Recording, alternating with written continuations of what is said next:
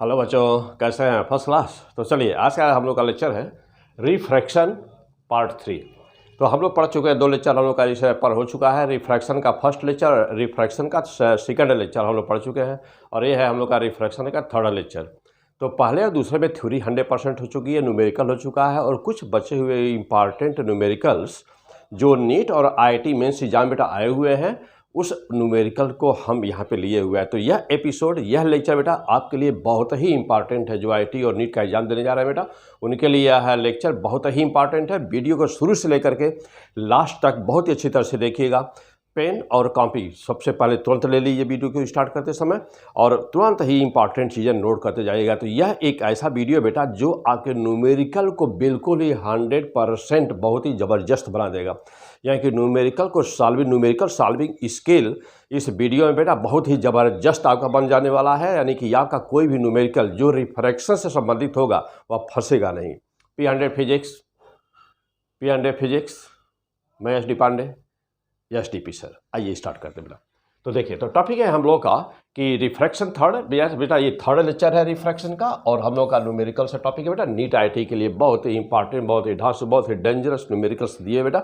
और इतने यदि न्यूमेरिकल तैयार हो जाते हैं और इसको सॉल्व करने का कंसेप्ट यदि आपका तैयार हो जाता है, तो पक्का समझिए कि अब आपका कोई न्यूमेरिकल फंसने वाला नहीं है। आइए चलिए देखा जाए। क्वेश्चन नंबर फर्स्ट वाले लिया गया बेटा, बहुत ही अच्छी तरह से मैं इसका एक्सप्लेन करके आपको समझाया हूँ कि, और इसी में से क्वेश्चन आ जाने हैं, इसी में से क्वेश्चन फंस जाना बेटा। और बहुत होगा तो कोई मान ली डिजिट बदल जाती है, तो यदि इतने क्वेश्चन तैयार है तो फिर आप वहाँ पर न्यूमेरिकल सॉल्व करने में कोई प्रॉब्लम नहीं होने वाली है। Okay, command the point. Question number first देखो बेटा, पहले क्या कह रहा है क्वेश्चन नंबर फर्स्ट में? कह रहा है कि ए ग्लास प्रिज्म ना बेटा, कह रहा है कि a glass prism of the refractive index, glass prism का रिफ्रैक्टिव इंडेक्स बेटा म्यू की वैल्यू दी हुई है, कितना 1.5 दिया हुआ है, और इज इमर्स्ड इन वाटर। देखिए बेटा, इसको वाटर में इमर्स किया गया है इसको, और वाटर का रिफ्रैक्टिव इंडेक्स कितना है? 4/3। फिर क्या क्या कह रहा है कि ये light beam incident normally on the face AB बेटा, on the face AB face पर इंसिडेंट की जा रही, डायग्राम सामने बना हुआ आगे। तो is totally reflected to the reach the face BC बेटा, इसका टोटल इंटरनल रिफ्लेक्शन हो रहा है। ओके, अब कह रहा है कि देखो बेटा, यहाँ पे 4 ऑप्शन जो दिए हुए हैं, option number first, option second, option third and option fourth. तो क्या है कि which one is the correct, कह रहा है कि which one is the correct. देखिए अब यहाँ पे डायग्राम बना हुआ बेटा, यहाँ पे तो ऑप्शंस दिए हुए हैं। अब जब देखिएगा डायग्राम से इस बात को समझिएगा, बहुत ही इंपॉर्टेंट क्वेश्चन है। इसको सॉल्व करने का तरीका तो आगे लेक्चर में बेटा, वीडियो में मैं बहुत ही ज़बरदस्त आपको कंसेप्ट दिया हूँ कि न्यूमेरिकल को कैसे सॉल्व करना है। ओके बेटा, तो ज़बरदस्त उससे समझने की कोशिश करिएगा। न्यूमेरिकल इस चैप्टर से न्यूमेरिकल फंसेगा नहीं, पक्का नहीं फंसेगा बेटा। ऐसे ही एक ही चैप्टर क्या करना है? तैयार कर डालना है पूरा। ओके, का मान द पॉइंट। चलिए प्लस से देखा जाए। यहाँ पर सपोज करो बेटा कि यह एक कोई बीकर है, इसमें लिक्विड भरा हुआ है, देख रहे हैं यह लिक्विड भरा हुआ है, और एक प्रिज्म ABC, एक प्रिज्म है बेटा इस तरह से रखा हुआ है ना, इस वाटर के अंदर इस तरह से रखा हुआ। एक लाइट इंसिडेंट की जा रही है बेटा, इंसिडेंट लाइट, यह इंसिडेंट की जा रही है, और यह किस फेस पर पड़ रही है? AB फेस पर पड़ रही है। यह AB फेस पर पड़ते हुए चूंकि नॉर्मल इंसिडेंट से बेटा सीधे स्ट्रेट जा रही है, और यहाँ पर इस सरफेस से देख रहे हैं ना, TIR इसका हो रहा है ना बेटा। तो अब यहाँ पर क्या हो रहा है? इसका हो रहा है सीधा TIR, इस सरफेस देख रहे हैं TIR हो रहा है। यह इस सरफेस पर देखो बेटा, तो हमेशा मैं बहुत ही ज़बरदस्त कंसेप्ट दिया हूँ, स्टेप बाय स्टेप अभी आपको बातें क्लियर होंगी बेटा। या देखिएगा, अब जिस सरफेस पर TIR हो रहा है बेटा, देखो उसके दूसरे साइड में कौन सा मीडियम है? दूसरे साइड में है वाटर, और वेव किस में से जा रही है? ग्लास में से। तो जो यह मीडियम हो गया बेटा, क्या हो गया? यह डेंसर, और ये क्या हो गया? यह मीडियम हो गया, रेयर मीडियम हो गया, यह रेयर मीडियम हो गया बेटा। तो यह होगा, देखिए, तो हमेशा ही जब रिफ्रैक्शन कहीं पर होता है बेटा, तो जब रिफ्रैक्शन होता है तो जिस फेस पर रिफ्रैक्शन हो रहा होता है, तो हमेशा वहाँ पर इंसिडेंस यानी कि जो इंसिडेंट एंगल है वो किस मीडियम में बन रहा है, और जो एंगल ऑफ रिफ्रैक्शन है वो किस मीडियम में बन रहा है। तो हमेशा न्यूमेरिकल को सॉल्व करते समय उस सरफेस पे ध्यान दिया जाता है जिस सरफेस पर रिफ्रैक्शन हो रहा है। देखो बेटा, इस जिस सरफेस पर हो रहा है, किस सरफेस पर हो रहा है? BC सरफेस पर हो रहा है। अब जा दो बेटा, इस क्वेश्चन को कैसे सॉल्व करेंगे? यह हो गया एंगल ऑफ इंसिडेंस हो गया बेटा, और नॉर्मल और इसके बीच देखो बेटा, और ये TIR ये रिफ्रैक्टेड है, तो नॉर्मल और नॉर्मल बेटा, नॉर्मल और जो रिफ्रैक्टेड यानी TIR जिसका हुआ वेव का, उसके बीच का एंगल क्या होता है, R होता है। आओ बेटा अब जैसा एक्सप्लेनेशन देखिए बेटा, अब इसका सोल्यूशन देखिए ना। तो देखिए अब एक बार आप सॉल्व करके कोशिश करिए, सॉल्व करने की कोशिश करिए बेटा। और यहाँ पर क्या दिया हुआ है, दिया हुआ बेटा कि एयर का इसका वाटर का, तो बेटा कि वाटर का AμW रिफ्रैक्टिव इंडेक्स आपको लेना है 4/3 और AμG यानी कि ग्लास का लेना है 3/2 रिफ्रैक्टिव इंडेक्स। AμW और AμG लेना बेटा, तो 4/3 एंड 3/2 ये है रिफ्रैक्टिव इंडेक्स। ओके बेटा, चलिए अब जैसा देखिए और आगे आइए।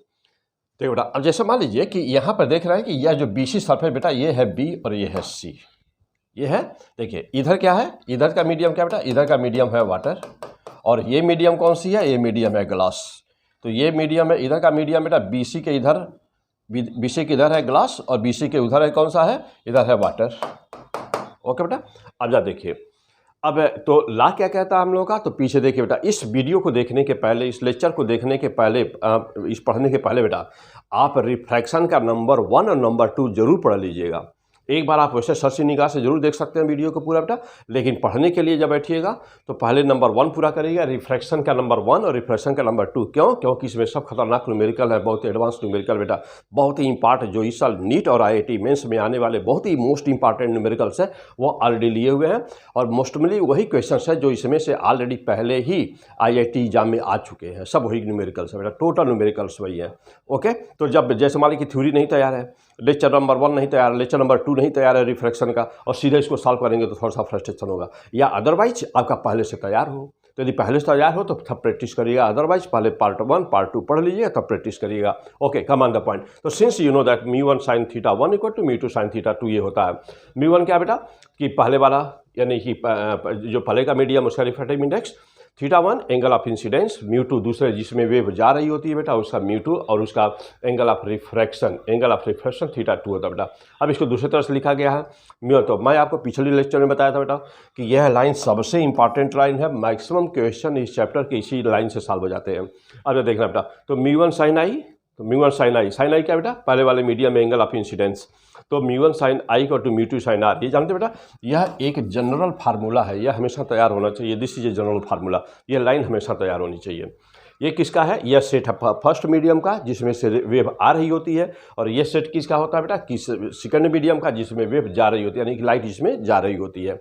अब चलो बेटा देखिए, अब हमारा μ1 क्या बेटा, ग्लास है ना, तो बेटा ये वाला ए क्या है बेटा, ग्लास है ना, तो हमारा μ1 ग्लास है, तो बेटा यहाँ पर μ1 ग्लास है हमारा, तो μ1 ग्लास AμG ले लिया।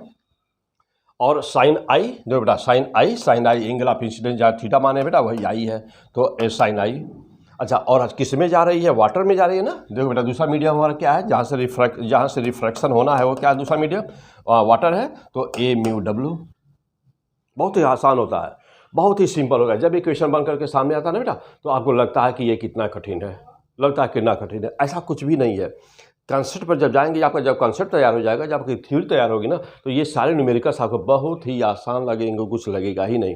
देखिए जैसे देखिए मैं सॉल्व करके आपको दिखा रहा हूँ, देखिएगा कितना आसान से सब, कितनी आसानी से सब सॉल्व होते हैं बेटा, तो क्वेश्चंस कितनी आसानी से सॉल्व होते हैं, समझ रहे हैं कितनी। क्या अब यही पढ़ना बेटा, यही इतना तैयार करना है, और इसी के लिए ना, इसी के लिए जो है आप भटकते हैं तो नहीं, बहुत ही आसान है बेटा, सब कुछ बहुत आसान है, सब कुछ आपके पास अवेलेबल है, ठीक है। और आप 100% मार्क, नीट के स्टूडेंट बेटा तो 100% मार्क फिजिक्स में, IIT के स्टूडेंट बेटा तो 100% मार्क फिजिक्स में, आप भी 100 फिजिक्स चैनल से ला सकते हैं, बहुत आसानी से ला सकते हैं। अब एक एक चैप्टर को पढ़ करके देखिए, एक एक चैप्टर को तैयार करके देखिए, और ये जब आप पढ़ लीजिए, जैसे मान लीजिए 3 हमने लेक्चर दिया है किसी चैप्टर पे, तो तीनों पढ़ना जरूरी है, तीनों पढ़ लीजिए। उसके बाद में इंडिया की कोई भी कोचिंग हो, कोई भी किसी भी कोचिंग का टेस्ट पेपर हो बेटा, इंडिया का कोई भी पेपर पुराना, कोई भी एग्जाम हो चुके हैं उसका पेपर है, लेके सॉल्व करिए। एक क्वेश्चन फंसे तो फिर बता देना बेटा, हमको कमेंट में जरूर लिखिएगा एक क्वेश्चन फंसेगा तो, ठीक बेटा। मैं तुरंत, यदि ऐसा हुआ, इन केस भी ऐसा यदि कभी कहीं पर हुआ, तो मैं आपको फिर से पर्सनली आपके लिए वीडियो बना करके मैं आपको लोड करूँगा और आपको दूंगा ना बेटा। बस आपको डिमांड करना है कि कहाँ पर कोई मतलब प्रॉब्लम है बेटा, ऐसा होने नहीं पाएगा। बस सिंसियरली आप पढ़ेंगे, कंटिन्यू पढ़ेंगे बेटा, कंटिन्यू वीडियो को देखेंगे, अच्छी तरह से पढ़ेंगे तो कहीं कुछ फंसना है या नहीं है। अब देखो बेटा, आपसे मैं याद करवाया था, कहा था कि यह लाइन आप याद कर लीजिए, कहा था बेटा कि यह लाइन आप अच्छी तरह से याद कर लीजिए। तो बेटा अब μ1 की वैल्यू रखा AμG साइन आई, और μ2 की वैल्यू रखा बेटा कितना AμW, और यहाँ पे क्या है ये sine r. Sine r means क्या बेटा, एंगल ऑफ रिफ्रैक्शन। अब जा देखना बेटा, आगे आ जाइए। बेटा तो अब यहाँ पे बेटा अब यहाँ पर कि where are equal to 90 degree ना बेटा, अब यहाँ पर क्या रहा कि आर इक्वल टू 90 डिग्री ना बेटा, then I equal to theta C. तो जानते बेटा कि एंगल ऑफ क्रिटिकल एंगल क्या होता है, तो पीछे पढ़े हुए बेटा कि क्रिटिकल एंगल क्या होता है। तो जब कभी भी कि वह एंगल ऑफ इंसिडेंस यानी कि वह आपतन कोण, that angle of incidence at which the angle of refraction becomes 90 degree, that angle of incidence is known as the critical angle. So whenever R becomes 90 degree, then the angle of incidence is known as the theta c, and this theta c is known as the critical angle. You know that this is the critical angle. Okay बेटा, आप जैसा देखिएगा। अब देखो बेटा, जब यहाँ पर जब यह आई थीटा सी बनेगा, जब आई का मान थीटा सी होगा, जब यह थीटा सी बनेगा तब देखिए क्या होगा, A mu G equal to sine theta C, sine theta C बेटा हो गया। और इधर क्या है, ए म्यू डब्ल्यू, और इधर क्या हुआ, आर का मान तब क्या बन जाएगा, आर बराबर 90 हो जाएगा। कब, जब आई की वैल्यू हो जाएगी थीटा सी बनेगा, यानी कि जब आई एंगल ऑफ इंसिडेंस का मान क्रिटिकल एंगल के बराबर होगा तब फिर एंगल ऑफ रिफ्रैक्शन का मान 90 डिग्री होगा। ओके बेटा, अब जैसा देखिए यहाँ पर ए म्यू जी, ध्यान दीजिए बेटा, अब A mu G equal to sine theta C हो गया। अच्छा, A mu W equal to sine 90 हो गया। अब इसको सॉल्व कर दीजिए, देखिए कितनी आसान नहीं होता, कितना आसान होता है बेटा। देखिए अभी तो ए म्यू जी हो गया, साइन थीटा सी हो गया, और ए म्यू डब्ल्यू वैसा रख दीजिए, साइन 90 का मान कितना हो बेटा, 1 हो गया, यानी कि यह ए म्यू डब्ल्यू हो गया। अब फिर देखिए, अब देखो बेटा, यहाँ से साइन थीटा सी की हम वैल्यू निकालें, देखिएगा साइन थीटा सी की हम वैल्यू निकालें तो यह ए म्यू जी उधर चला जाएगा, तो ए म्यू डब्ल्यू पहले से यहाँ पर था, तो ये म्यू डब्ल्यू अपान ए म्यू जी, तो साइन थीटा सी बराबर कितना बेटा, ए म्यू डब्ल्यू अपान ए म्यू जी। ए म्यू डब्ल्यू का मान दिया ऑलरेडी दिया है, कितना दिया है 4/3, और ए म्यू जी की वैल्यू कितना दिया है 3/2, तो 4/3 इंटू, अब जो बेटा रिवर्स कर दो, 2/3 सॉल्व किया 8/9। देखिए बहुत ही अच्छा क्वेश्चन बेटा। देखिए अब यहाँ पे आप देख रहे हैं कि साइन थीटा सी की वैल्यू कितनी आई बेटा, साइन थीटा सी की वैल्यू मिली आपको 8/9 मिला। तो साइन थीटा सी की वैल्यू आई 8/9, इसका मतलब है कि थीटा सी बराबर किसके हुआ बेटा, देख बेटा यहाँ से थीटा सी बराबर क्या हुआ, साइन उधर गया जाके साइन इनवर्स बना, तो साइन इनवर्स, तो theta C equal to sine inverse 8/9, तो theta C equal to sine inverse 8/9। तो देख बेटा एट दिस, अब ध्यान दीजिएगा कि at this I equal to theta C, at this I equal to theta C और आर इक्वल टू 90 हुआ ना। अब जानते हैं बेटा, यस जानते हैं बेटा कि जब क्रिटिकल एंगल क्या होता है, क्रिटिकल एंगल वह होता है कि क्रिटिकल एंगल बेटा किसी भी पेयर ऑफ मीडियम के लिए क्रिटिकल एंगल वह एंगल ऑफ इंसिडेंस होता है डेंसर मीडियम में। हमेशा क्रिटिकल एंगल किसी मीडियम में बनता है बेटा, डेंसर मीडियम में। तो क्रिटिकल एंगल डेंसर मीडियम में वह एंगल ऑफ इंसिडेंस होता है जिस पर एंगल ऑफ रिफ्रैक्शन का मान 90 डिग्री हो जाता है। तो अभी 90 डिग्री हुआ है ना, यानी कि जब आई बराबर थीटा सी बना है तो आर का मान 90 हुआ है, अभी टी आई आर हुआ नहीं। तो टी आई आर के लिए क्या होता है बेटा, ओके देखिए अब एक line for T I are, देखो बेटा अब फॉर टी आई आर क्या होना चाहिए, आई की वैल्यू हर हाल में थीटा सी से ज़्यादा होना चाहिए। तो for T I R I should be more than theta C. अब देखो बेटा क्या हुआ, आई की वैल्यू थीटा सी का मान तो मिल ही चुका बेटा, देखो साइन थीटा सी का मान मिल ही चुका है, तो आई की वैल्यू क्या होनी चाहिए, I should be greater than sine inverse 8/μ। Yes, this is the fantastic answer, option first is the correct option. अब यहाँ पे देखिएगा बेटा, निशान मारते समय गलती हो सकती है, आइए ऑप्शन पे जैसा चलिएगा। देखो बेटा अब यहाँ पे ध्यान दीजिएगा कि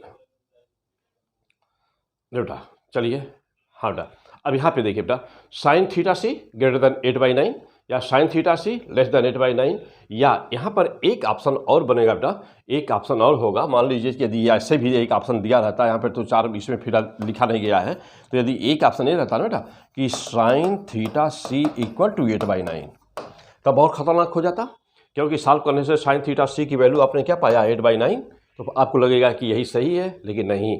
एक क्या होना चाहिए बेटा, आई की वैल्यू कितनी होनी चाहिए, आई की वैल्यू इससे ज़्यादा होनी चाहिए ना, यानी कि आई की वैल्यू इससे ज़्यादा होनी चाहिए। देखिए बेटा तो आंसर में ध्यान दीजिएगा कि यदि इक्वल भी दिया हुआ ऑप्शन में दिया हुआ है तो हमको निशान मारते समय ये इस बात का ध्यान देना होगा कि आई की वैल्यू यहाँ इक्वल नहीं होगी, यहाँ इक्वल नहीं रहेगा, ना बेटा, इक्वल पे नहीं बनेगा ना, इक्वल नहीं रहेगा। एब्सोल्युटली आई का मान हर हाल में क्या चाहिए, मोर देन क्या, साइन इनवर्स ना 8/9। हर हाल में आई की वैल्यू जो होनी चाहिए वह इससे ज़्यादा होनी चाहिए TIR के लिए। और यदि बराबर होगा तो क्या होगा, बराबर होगा तो R का मान 90 होगा, और TIR नहीं हुआ ना, R का मान अभी तो क्या होगा बेटा, जैसे देखिए बेटा मैं डायग्राम समझा दूँ इस बात को। जैसे मान लीजिए कि इधर है वाटर और नीचे है ग्लास, तो बेटा, और मान लीजिए सपोज करें कि ये नॉर्मल है और कोई एक वेव इंसिडेंट कर रही है, तो बेटा ये एक वेव इंसिडेंट कर रही है ना बेटा, एक वेव इंसिडेंट करे, this angle is the I, suppose that. अच्छा, अब देखो बेटा, अब यह आई बराबर जब θc बनेगा तो जो लाइट वेव होगी बेटा ना बेटा, देखिए यहाँ पे जो लाइट वेव होगी जब वह यहाँ पर ट्रेस करेगी, इस पे जाएगी ना यहाँ पर, यानी कि यह एंगल क्या बना है, 90 डिग्री बना है। तो जिस एंगल ऑफ इंसिडेंस के लिए R का मान 90 बना, यानी कि जब बेटा, तो अब जिस एंगल ऑफ इंसिडेंस के लिए I बराबर θc बना, तो R की वैल्यू 90 हो गई, तो इसको हम लोग कहते हैं क्रिटिकल एंगल कहेंगे। लेकिन अभी TIR हुआ नहीं, TIR तब होगा जब ये रिटर्न आएगा, इस मीडियम में वापस आएगा। अब इसके लिए क्या करना होगा, इस एंगल को और बढ़ाना होगा बेटा, इस एंगल को और बढ़ा दिया, तो जब यह हमारा θc से, जब यानी कि अब I का मान θc से ज़्यादा हो गया, तो जब I की वैल्यू ग्रेटर हो जाती है किससे, θc से, तो वह कंडीशन किसका होता है बेटा, TIR का, यानी कि टोटल इंटरनल रिफ्लेक्शन, पूर्ण आंतरिक परावर्तन, टोटल इंटरनल रिफ्लेक्शन, पूर्ण आंतरिक परावर्तन, तब वह केस होता है। This is the answer. Okay, क्या पढ़ा बेटा, 300 फिजिक्स, क्या, क्यों, कैसे, बिल्कुल क्रिस्टल क्लियर कंसेप्ट होना चाहिए बेटा। इस तरह से अब कोई भी क्वेश्चन इस तरह से आएगा तो बहुत ही आसानी से क्या कर सकते हो आप, बहुत ही आसानी से आप क्या कर सकते हो बेटा, उसको सॉल्व कर सकते हो। ठीक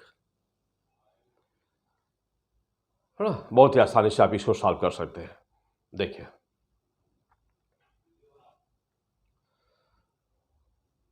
हो गया,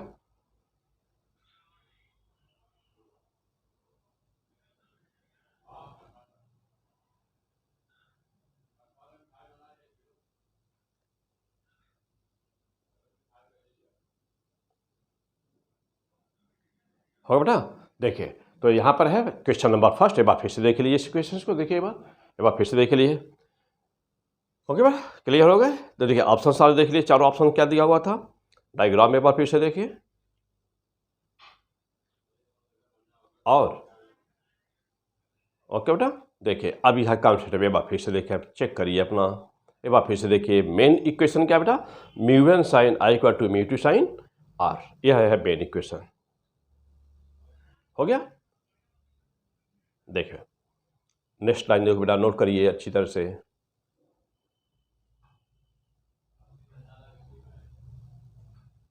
ठीक,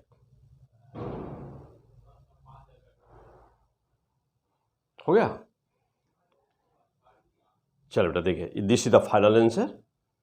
वीडियो को रोक करके वहाँ पर सब अच्छी तरह से नोट कर लेंगे। आइए तब तक अगले क्वेश्चन पे चला जाए। नेक्स्ट क्वेश्चन बहुत ही इंपॉर्टेंट क्वेश्चन दिया बेटा, देखिए नंबर सेकंड पे आ जाइए। कह रहा है कि white light is incident on the interface of the glass and the air, interface of the glass and air. Okay बेटा, तो interface of the glass and air. चलिए इसका मतलब ये हुआ बेटा कि ये एयर होगा और ये है मीडियम हमारा किसका, ग्लास। चलिए अब आ जाए, क्या रहा आगे, क्या कह रहा है कि इफ ग्रीन लाइट, यस बहुत ही इंपॉर्टेंट न्यूमेरिकल बेटा, बहुत ही जबरदस्त न्यूमेरिकल, यानी कि ये कॉन्सेप्ट आपका देखिए कितना अच्छा कॉन्सेप्ट आपका है यहाँ पर बेटा। तो if green light is just totally internally reflected, यानी कि जो ग्रीन लाइट है वह टोटल इंटरनल रिफ्लेक्शन हो रहा बेटा उसका, ग्रीन लाइट का reflected, then emerging rays in air contain, okay very fantastic question. देखो यहाँ पर कह रहा है, देखिए यहाँ पर ये कह रहा है कि एक वाइट लाइट है, ये वाइट लाइट इंसिडेंट की गई, इस पर वाइट लाइट इंसिडेंट की गई। जो ग्रीन लाइट है, देखो बेटा ये ग्रीन लाइट बना भी है यहाँ पे ग्रीन लाइट, तो जो ग्रीन लाइट है इसका टोटल इंटरनल रिफ्लेक्शन हो रहा है, यानी इसका मतलब ये हुआ कि ग्रीन लाइट के लिए R की वैल्यू 90 हो चुकी है ऑलरेडी।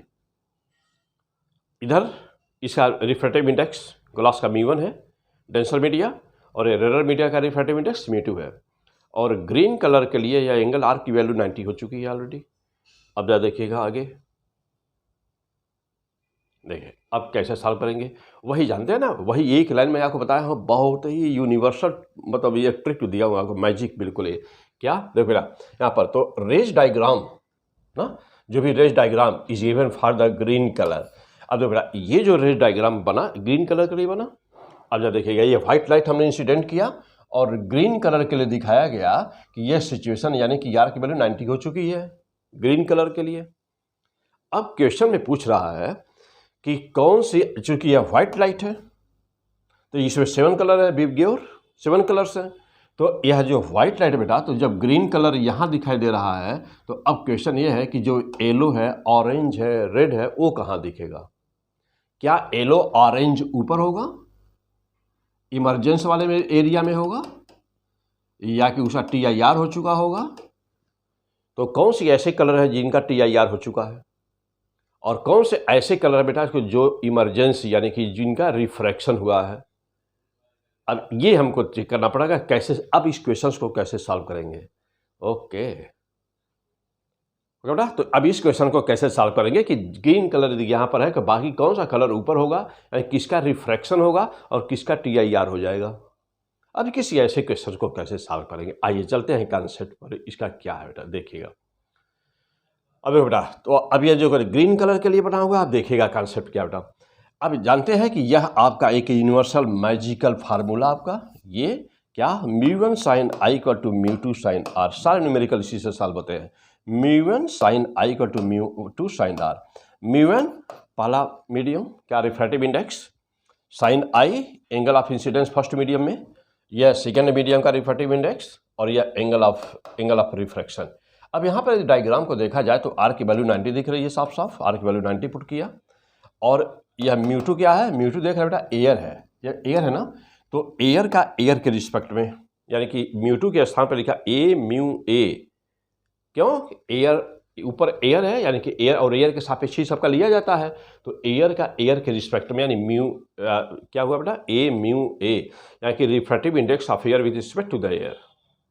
और फर्स्ट मीडियम कौन सा बेटा, फर्स्ट मीडियम क्या है, फर्स्ट मीडियम देख रहे हैं ग्लास है, तो ग्लास का किसके सापेक्ष चलेंगे, हमेशा एयर के सापेक्ष लेते हैं, तो AμG sin I। तो ये सारी चीज़ें बेटा, ये जो सिंपल इसकी जो थ्योरी है, ये पूरा डिटेल कॉन्सेप्ट में लेक्चर 1 लेक्चर 2 में बहुत ही ज़बरदस्त पहले ही दिया हुआ हूँ, तो पहले वो पार्ट, इसको सॉल्व करने के पहले वो पार्ट तैयार होना चाहिए। Okay come on. अब देखो यार यहाँ से, अब ये मेन लाइन देखो बेटा, ये main line most important line this, इसको यूज़ करने का तरीका, जब बहुत ज़्यादा प्रैक्टिस करेंगे, न्यूमेरिकल सॉल्व करेंगे, तब इसकी प्रैक्टिस हो जाएगी आपको यूज़ करने का। अदरवाइज आप जानते हैं कि यह बहुत ही इंपॉर्टेंट है, लेकिन जब इसको यूज़ करना होगा, क्वेश्चन पे इम्प्लीमेंट करना होगा, तब फिर काम नहीं आएगा। तो इसलिए बहुत ज़्यादा प्रैक्टिस यहाँ पर ज़रूरत है। अब जब देखिएगा, अब μ1 की वैल्यू पुट किया, AμG sin I equal to यह, तो इसी मान जानते बेटा कि जब ये दोनों एक होते हैं तो इसका मान 1 हो जाता है, तो 1 और ये भी 1, यानी 1 × 1 1 हो गया बेटा। अब इधर क्या है AμG, और इधर क्या है, ये क्या बेटा sin θc हो गया। जब R बराबर 90 लिया, जिस कलर के लिए R की वैल्यू 90 लिया है ना, तब ये जब यह 90 होता है तो ये θc बन जाता है, तो θc या θc मीन्स क्रिटिकल एंगल बन जाता है, इक्वल टू 1 हुआ, यानी कि यहाँ क्या मिला, AμG × sin θ इक्वल टू 1। तो sin θ बराबर क्या हुआ, 1/AμG, तो sin θ बराबर क्या हुआ, 1/AμG। ओके यहाँ तक क्लियर। एक बार फिर से देखिए, एक बार फिर से देखिए, इतना हो गया।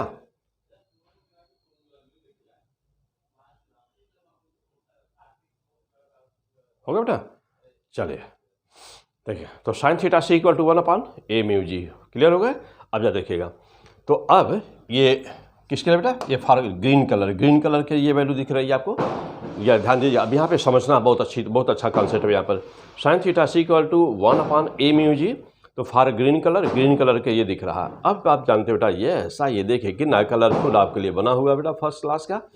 अब जा देखिएगा, जानते हैं कि जो व्हाइट लाइट इंसिडेंट की गई है, और व्हाइट लाइट में कुल कितने कलर बेटा, व्हाइट लाइट में आप जानते हैं बेटा कि 1 2 3 4 5 6 7, यानी कि विव ग्योर बेटा, देखो violet, indigo, blue, green, yellow, orange, red.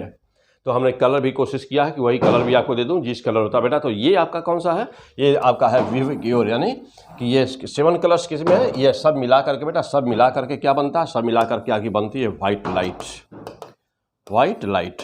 तो ये सभी यदि 7 कलर को मिला दिया जाए, ये 7 कलर को मिला दिया जाए बेटा। अभी आगे चैप्टर हम लोग का प्रिज्म हम लोग पढ़ेंगे जा रहे हैं, तो प्रिज्म में पढ़ेंगे, वहाँ पर पढ़ेंगे डिस्पर्सन ना, कि व्हाइट लाइट की स्प्लिटिंग इन द 7 कलर पढ़ेंगे वहाँ पर, तो उसको कहते हैं डिस्पर्सन।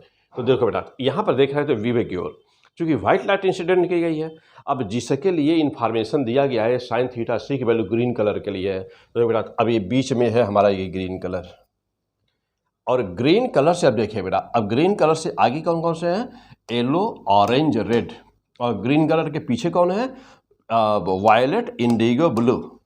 तो ये 3 कलर पीछे हैं, 3 कलर आगे हैं, बीच में ग्रीन को लिया गया। अब जानते हो बेटा, ध्यान देना, बहुत ही अच्छा चीज़, बहुत ही अच्छी चीज़ यहाँ कंसेप्ट। अब जैसे आप आगे बढ़ेंगे, तो ग्रीन से जब आगे बढ़ेंगे बेटा, ग्रीन से आगे जब बढ़ेंगे तो लेमडा का मान इंक्रीज करेगा। आप जानते हैं कि ब्लू कलर की एनर्जी ज़्यादा होती है, यानी कि वायलेट कलर की एनर्जी ज़्यादा होती है, इसकी फ्रीक्वेंसी ज़्यादा होती है, इसका वेवलेंथ कम होता है। और रेड कलर का वेवलेंथ सबसे ज़्यादा होता है, इसकी फ्रीक्वेंसी सबसे कम होती है, इसकी एनर्जी सबसे कम होती है। और वायलेट की एनर्जी सबसे ज़्यादा होती है, क्लियर है, इसकी फ्रीक्वेंसी सबसे ज़्यादा होती है, इसका वेवलेंथ सबसे कम होता है। अब देखना बेटा, तो जैसे आप आगे बढ़ेंगे तो लेमडा का मान इंक्रीज किया, यस, नोट करते जाइए, आप अच्छी तरह से नोट करिए यहाँ पर बेटा। आप ग्रीन से आगे बढ़ेंगे तो लेमडा इंक्रीज करेगा, यानी कि वेवलेंथ इंक्रीज कर रहा है यहाँ पे। अच्छा देखो आगे आप जा रहे हैं ना बेटा, तो वेवलेंथ इंक्रीज किया। अच्छा, और जब वेवलेंथ क्या, और यहाँ पे देखो बेटा क्या हो रहा है, देखिए यहाँ पे क्या हो रहा है, वेवलेंथ जब इंक्रीज किया तो कॉची इक्वेशन जानते हैं बेटा, कि म्यू बराबर क्या होता है, mu proportional to 1 lambda square. तो देखो बेटा, तो जब लेमडा इंक्रीज किया तो म्यू डिक्रीज किया। काची इक्वेशन यहाँ पे साफ देखो बेटा लिखा भी हुआ है कि mu proportional to 1 lambda square होता है। तो जब लेमडा बढ़ा तो म्यू घटा, ओके। अच्छा, और जब म्यू घटता है तो बेटा थीटा सी इंक्रीज किया, यानी कि theta c directly critical angle directly proportional to किसके, वेवलेंथ इंक्रीज किया तो थीटा सी इंक्रीज किया। तो थीटा सी यहाँ पर इंक्रीज करा, देखिए बेटा थीटा सी इंक्रीज किया। इसका मतलब क्या हुआ, थीटा सी इंक्रीज करने का मतलब क्या हुआ बेटा, थीटा सी क्रिटिकल एंगल बढ़ गया। तो जब क्रिटिकल, जिसके लिए क्रिटिकल एंगल बढ़ गया का मतलब क्या हो गया कि अब क्रिटिकल एंगल बढ़, यानी कि अभी उसका ना क्रिटिकल मीन्स TIR नहीं हुआ होगा, अभी उसका टोटल इंटरनल रिफ्लेक्शन नहीं हुआ होगा। दैट मीन्स कि रेज डज नॉट रिफ्लेक्टेड, कौन सी रेज, जिसका थीटा सी ज़्यादा होगा।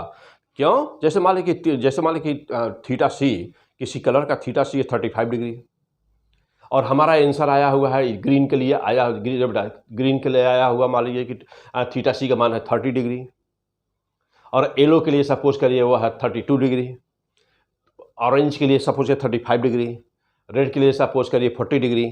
तो अब जब ग्रीन का 30 है तो बाकी यह सब तो नहीं ना भी हुए होंगे, या 32 वाला नहीं हुआ होगा, 35 वाला नहीं होगा, 40 डिग्री वाला नहीं हुआ होगा अभी। क्यों, क्योंकि वह 40 डिग्री पर होता है, और अभी एंगल कितना है, अभी 30 डिग्री है। तो ये अभी येलो, ऑरेंज, रेड, अभी इनका TIR नहीं हुआ। तो जब TIR नहीं हुआ, इसका मतलब क्या हुआ, कि इसका मतलब वो इनका इमरजेंस होगा, यानी कि वह इनका रिफ्रैक्शन होगा, वो अगले मीडियम में पार कर जाएंगी। ओके बेटा, तो अब बहुत ही सीधी सी बात क्या समझ में आई, तो बहुत सीधी सी बात समझ में आई क्या, कि यहाँ पर 3 कलर आपको पास कर जाएंगे। कौन कौन, येलो बेटा, देखो कौन पास करने वाला है यहाँ पर, एक तो येलो पास कर गया, एक तो येलो हो गया। अब दूसरा कौन सा बेटा, अब दूसरा कौन सा बेटा, दूसरा ऑरेंज, ये भी मिलेगा। और तीसरा कौन मिलने वाला बेटा, तो तीसरा मिलने वाला है आपको ना बेटा, देखिए तीसरा कौन मिलने वाला, तीसरा रेड। तो 1 2 3, ये बेटा येलो, ऑरेंज और रेड, ये 3 कलर आपको मिलेंगे, और ग्रीन यहाँ पर होगा।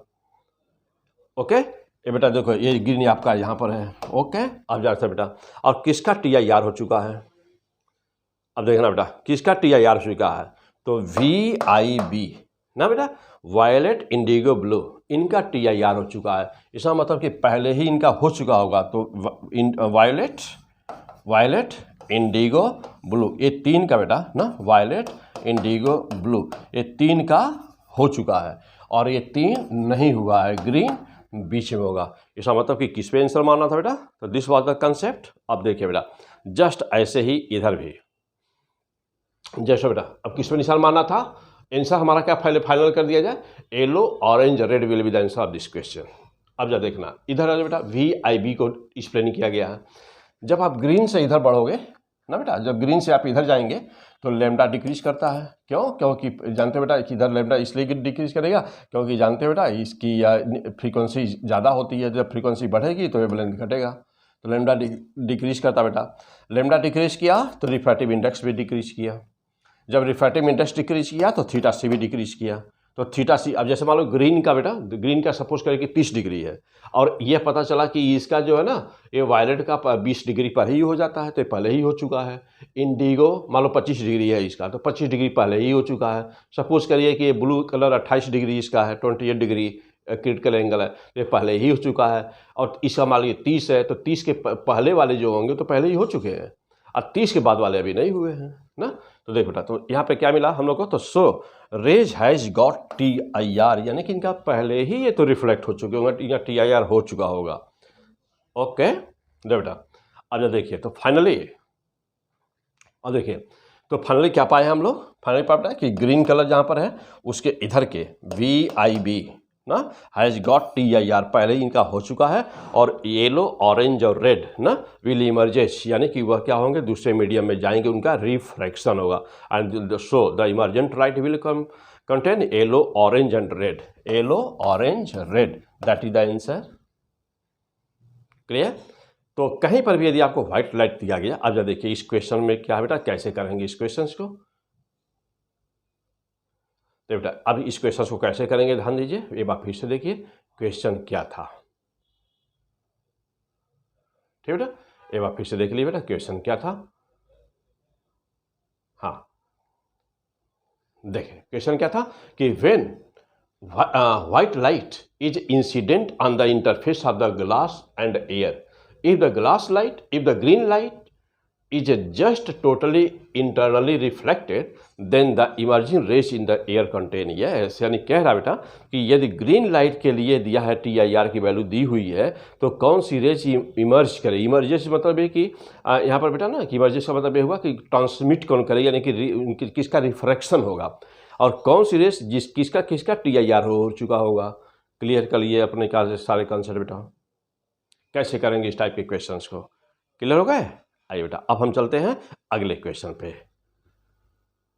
नेक्स्ट देखो बेटा नेक्स्ट क्वेश्चन में क्या है, कह रहा है कि refraction through the multiple surface. देखो बहुत ही इंपॉर्टेंट टॉपिक, तो कुछ ऐसे टॉपिक होते बेटा कि जिनका अदर न्यूमेरिकल में बार बार इनका यूज होता है, तो ऐसे क्वेश्चन से हम लोग क्या होते हैं बेटा वो बहुत ही इंपॉर्टेंट हो जाते हैं। ओके बेटा एक सेकेंड देखिए क्वेश्चन को पढ़िए समझिए, एक सेकेंड।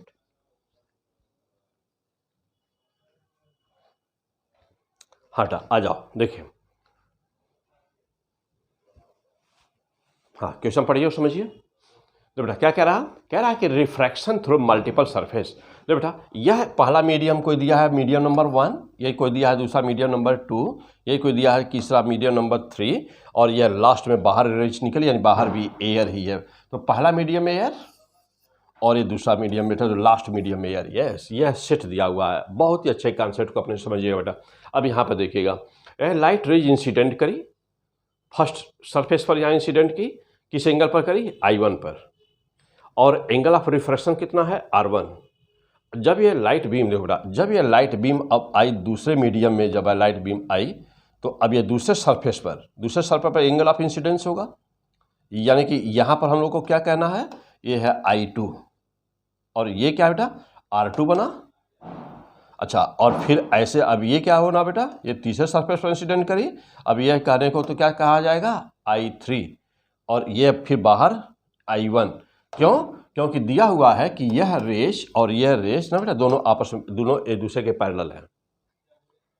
क्यों, क्योंकि यहाँ पर एयर है और यहाँ पर एयर है, तो बेटा देखो जो सिचुएशन यहाँ पर हुई है, चूंकि एयर है ये चूंकि एयर है, तो बेटा दोनों आपस में पैरेलल हो जाएंगी, ये दोनों बीम पैरेलल है, श्योर पैरेलल होंगे। तो जो एंगल यहाँ पर होगा ना I1 वही एंगल यहाँ बन जाएगा ना, क्यों? क्योंकि रिवर्सिबिलिटी प्रिंसिपल बेटा, यदि रेज यहाँ से अब डाली जाए, देखो बेटा रेज यदि यहाँ से इंटर कराई जाए I1 पर, तो ये इसी पाथ को फॉलो करते हुए फिर यहाँ से बाहर इमर्ज करेगी। ये इसको क्या बोलते हैं? इसको बोलते हैं रिवर्सिबिलिटी प्रिंसिपल। क्लियर बेटा? अब जैसा देखिएगा, हाँ अब इसके बाद क्या करना बेटा, अब देखिए तो refraction through the multiple surfaces. अब यहाँ कह रहा है कि यदि इस डायग्राम को देखिए आप, और इस डायग्राम को देखने के बाद क्या कह रहा है बेटा कि देखो O डैश A डैश, बेटा O डैश A डैश, तो O डैश देखो बेटा O डैश और A डैश, ये देखो बेटा कह रहा है क्वेश्चन में O डैश और A डैश, यानी कि ये लाइन ये वाली, तो O dash A dash and O A means जो इंसिडेंट की है, O A आर पैरेलल, ये क्या है बेटा? पैरेलल है। Find the value of the refractive index, क्या कि रिफ्रैक्टिव इंडेक्स का मान बताओ, refractive index of the third medium ना, थर्ड मीडियम तीसरे मीडियम का रिफ्रैक्टिव इंडेक्स बताओ बेटा, इसका रिफ्रैक्टिव इंडेक्स बताओ। Clear? With respect to the second medium, इस मीडियम के रिस्पेक्ट में बताओ। ओके चलो बेटा, चलिए अब कैसे सॉल्व करेंगे, यानी कि you have to find the value of the refractive index of the third medium with respect to the second medium. Okay, and all the diagrams are given to you. You have to find the refractive index of this with respect to this. What will be the process of the solving this question? Yes, come on the point. Okay बेटा, चलिए तो just वही हमेशा μ1 sin I1 कितना fantastic है ना बेटा, μ1 sin I1 equal to μ2 sin R1, μ1 sin I1 equal to μ2 sin R1। इसी फार्मूले पे सारे क्वेश्चन सॉल्व हो जा रहे हैं। अब ये हमेशा कहाँ लगाते हैं? हमेशा बाउंड्री पर लगाते हैं, सरफेस पर लगाते हैं, जहाँ मीडियम चेंज होता है, जहाँ रिफ्रैक्शन होता है ना, हमेशा वहाँ पर लगाते हैं। अब जब एक बार इसके लिए पहले वाले मीडियम के लिए, फिर दूसरे देखिए बेटा एक बार इस सरफेस के लिए, एक बार इस सरफेस के लिए, एक बार इस सरफेस के लिए। चलिए आइए लगा दिया जाए। देखिए पहले वाले के लिए जब लगाएंगे बेटा तो क्या मिलेगा, देखो बेटा उसी देखो बेटा पहले वाले सरफेस के लिए जब हम लगा रहे हैं फर्स्ट सरफेस, μ1 sin I1 μ1 बेटा देखो यहाँ ये है क्या है, μ1 sin I1 फर्स्ट मीडियम, अब ये सेकंड मीडियम, देखो बेटा μ2 बेटा ये μ2 sin R1, बेटा ये sin R1, अब ये बेटा ये sin R1 ये, तो μ2 sin R1 हो गया। अब जा देखिएगा, अब जा देखना बेटा ये sin I1, तो sin I1 ये इधर आया और ये इधर गया, तो sin I1 अपन sin R1 इक्वल टू क्या लिख सकते हैं, μ2 अपन μ1 लिख सकते हैं। यह इधर आया और μ1 को उधर ले जाइए, तो μ2 अपन μ1। अच्छा लिखने का तरीका मैं बेटा पहले ही आपको समझाया, पढ़ने का तरीका, लिखने का तरीका सब कुछ आपको बहुत ज़बरदस्त पढ़ाया हूँ, किसमें, लेक्चर 1 और लेक्चर 2 में, और यह लेक्चर 3 है बेटा। इसके बाद अब कौन सा टॉपिक आएगा, अब आएगा आगे का अगला जो वीडियो होगा बेटा वह होगा प्रिज्म, रिफ्रैक्शन प्रिज्म, यानी कि सारे न्यूमेरिकल प्रिज्म पर होंगे। और उसके अगला वीडियो किस पर होगा, refraction through the spherical surface, यानी कि लेंस, कॉन्केव और कॉन्वेक्स लेंस होंगे बेटा। तो लेंस के सारे क्वेश्चन होंगे, तो एक में सारा प्रिज्म का क्वेश्चन, एक में केवल रिफ्रैक्शन का क्वेश्चन, रिफ्रैक्शन की प्रॉपर्टी पर जो बेस्ड है। तो अभी क्या कर रहा है, रिफ्रैक्शन की प्रॉपर्टी चलेगी, इसके बाद क्या चलेगा बेटा, प्रिज्म चलेगा। पूरा प्रिज्म एक ही लेक्चर में हो जाएगा, तो पूरे प्रिज्म का होगा। फिर अगले लेक्चर में क्या होगा, पूरा लेंस होगा, केवल वो उसमें लेंस रहेगा। और फिर उसके बाद में क्या होगा, ऑप्टिकल इंस्ट्रूमेंट। तो ऑप्टिकल इंस्ट्रूमेंट जानते बेटा कि हटा दिया गया है सिलेबस से, लेकिन हम बस थोड़ा सा उसका बता देंगे कि कैसे इसको यूज किया जाता है, मान लीजिए पूछ जाए कोई क्वेश्चन आ जाए ना। तो अभी फिलहाल इस साल के लिए यानी कि नीट 2024 के लिए हटा हुआ है कौन सा, ऑप्टिकल इंस्ट्रूमेंट, लेकिन फिर भी उसको हम थोड़ा सा बताएंगे जरूर, वहाँ पर लास्ट में देखा जाएगा अभी। तो फिलहाल आज बेटा इस वीडियो पे चलते हैं बेटा, अभी यहाँ इस लेक्चर पे टॉपिक पे अपने चलते हैं। यहाँ हो गया यहाँ तक, चलिए बेटा पहले सरफेस के लिए हो गया, तो बेटा अब फर्स्ट सरफेस के लिए आपने क्या पाया, this is the first equation. अब ऐसे ही जैसे पहले वाले के निकाला, ऐसे दूसरे सरफेस के लिए निकाल दीजिए। तो दूसरे सरफेस से जब निकालेंगे बेटा तो मिलेगा आपको sin I2 अपन sin R2 इक्वल टू क्या मिल जाएगा, 2μ3, ये सेकंड सरफेस के लिए हो गया। जस्ट ऐसे ही थर्ड सरफेस पर आ जाइए, देखिए थर्ड सरफेस पर जाएंगे तो sin I3 अपन sin R3 मतलब 1μ3 मिल गया, ये थर्ड सरफेस हो गया। तो फर्स्ट सेकेंड थर्ड तीनों सरफेस हो गए बेटा। देखिए लिखने का तरीका बार फिर से देखिए, हाँ एक बार फिर से देख लीजिए, तब फिर आगे चला जाए। कैसे निकालते हैं, हाँ समझिए ये बात फिर से यहाँ पर। हाँ पहले एक सरफेस का क्लियर करिए, पहले क्या है प्रोसेस है। पहले एक सरफेस क्लियर करिए बेटा, ये सरफेस फर्स्ट सरफेस क्लियर करिए। Angle of incidence I1, refractive index μ1। और जब ये देखो बेटा, ये इस मीडियम के एक बार पहले और इस मीडियम के बार बाद, यानी कि जिस मीडियम पे सरफेस, जिस मीडियम पर बेटा, जिस मीडियम पर आपका ना बेटा, जिस मीडियम पर आपका हो रहा होता है, मीन्स रिफ्रैक्शन हो रहा होता है जिस मीडियम पर, उस मीडियम के पहले और बाद में देखा जाता है, यानी कि रिफ्रैक्टिंग सरफेस पर देखा जाता है हमेशा। जो बेटा तो यहाँ पर यह देखो बेटा, ये ऊपर क्या है एयर, और नीचे क्या है, नीचे मीडियम टू, कोई मीडियम हो सकता है, वाटर हो सकता है, ग्लास हो सकता है, कुछ भी हो सकता है। तो तो देखो बेटा, जहाँ मीडियम सेपरेट हो रहा है हमेशा उस पर चेक करना रहेगा आपको ना, हमेशा दिमाग में बैठा लीजिए। अब देखो बेटा μ1 या एंगल ऑफ इंसिडेंस का साइन ले लीजिए, तो μ1 साइन I1 बराबर क्या होगा बेटा, दूसरा वाले मीडियम में आ जाइए, μ2 साइन R1। जस्ट वैसे ही यहाँ पर, यहाँ पढ़िए μ2, यहाँ रिफ्रैक्टिव इंडेक्स μ2 है ना, तो यहाँ पर पढ़िए μ2। तो देखो बेटा, इसका रिफ्रैक्टिव इंडेक्स दूसरे वाले का क्या है μ2, तो μ2 साइन ना बेटा I2, μ2 sign I2 equal to क्या, अब इस पर दूसरे तीसरे मीडियम में आइए, μ3 साइन R2 हो गया। अब थर्ड मीडियम पे आइए, ये देखो थर्ड वाले पे, इसमें आइए, इस वाले सरफेस पर आइए। चलिए पढ़िए हमारे साथ पढ़िए। ये रिफ्रैक्टिव इंडेक्स क्या है इसका μ3, तो μ3 साइन R2। तो अब क्या बोलेंगे, पहले I के फॉर्म में लिखना है तो I3 लिखिए, तो μ3 साइन I3, μ3 फिर से सुनिए इस सरफेस के लिए, μ3 साइन I3 इक्वल टू, अब दूसरे वाले मीडियम में क्या हो रहा है जिसमें जा रही है, तो ये कौन सा मीडियम बेटा, ये 1 है, फिर एयर हो गया, एयर का μ1 है, तो μ1 साइन I1 हो गया। तो लिखने का तरीका, पढ़ने का तरीका। अब आइए, क्लियर हो गया। अब पहले मीडियम के लिए लिखा हुआ sine I1 upon sine R1 equal to μ2 upon μ1, 1 μ2 लिखा बेटा, इस वजह से लिखते हैं। देखो बेटा, ये जो होता है, जो नीचे होता है, डिनोमिनेटर होता है, वो हमेशा यहाँ जाता है। तो बेटा तो लिखने का तरीका 1 है ना, तो 1 यहाँ आ जाएगा, पहले आ जाएगा, तो 1 μ2, जो ऊपर होता है वो बाद में होता है। पढ़ेंगे कैसे, refractive index of 2 with respect to 1, refractive index of 2 with respect to 1 हो गया। तो ये फर्स्ट हो गया।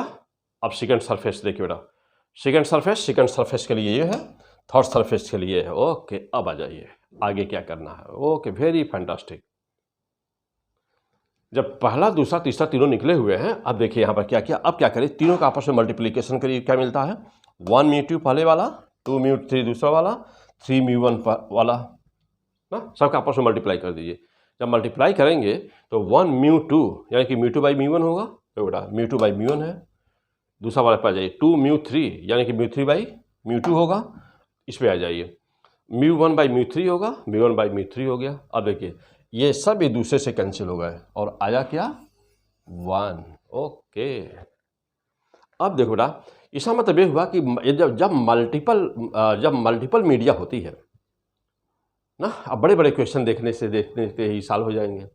तो लेक्चर नंबर 2 में मैं ऐसा, इसको लेक्चर नंबर 2 में मैं प्रूफ किया था, इस पर बहुत ही अच्छा न्यूमेरिकल आया हुआ है IIT में। तो बेटा बार बार इस पर IIT में न्यूमेरिकल आता है, बार बार इस वाले कंसेप्ट पर आता है, लेकिन वैसा बना के देगा कि लगता ही नहीं है कि इस पर सॉल्व होगा, बहुत टेक्निकल बना के दिया जाता है थोड़ा सा ना बेटा। तो चलो अभी ये है क्वेश्चन लिया हूँ, चलो अब आ जाओ। देखो तो अब यहाँ पे देखो, तीनों मल्टीप्लाई कर दिया, यानी कि यदि रेगुलर मल्टीपल मीडिया हो, यानी कि यदि रेगुलर मल्टीपल मीडियम हो और सबका रेगुलर मल्टीपल आपस में मल्टीप्लाई कर दिया जाए रिफ्रैक्टिव इंडेक्स का, तो लास्ट रिजल्ट 1 आना है हमेशा। यानी कि फार्मूला हमेशा के लिए क्या मिला बेटा, कि 1 μ2, 2 μ3, 3 μ1 सबका मल्टीप्लाई किया तो लास्ट में हमको क्या मिलना है, 1।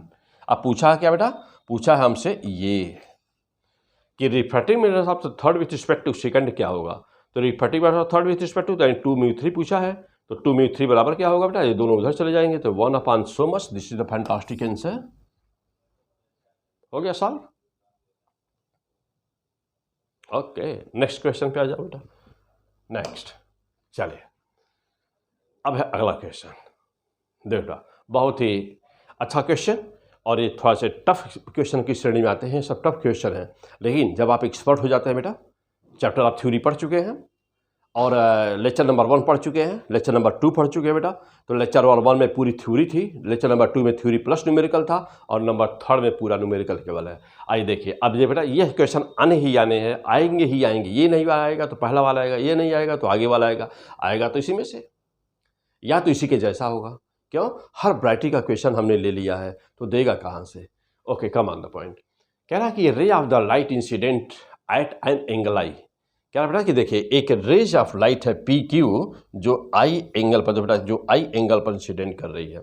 अब फिर आगे क्या कह रहा है क्वेश्चन में कि is refracted at angle r, जो आर एंगल पर रिफ्रैक्ट हो रहा है, angle r, into a glass. देखो बेटा ये ग्लास है ना, ये ग्लास है।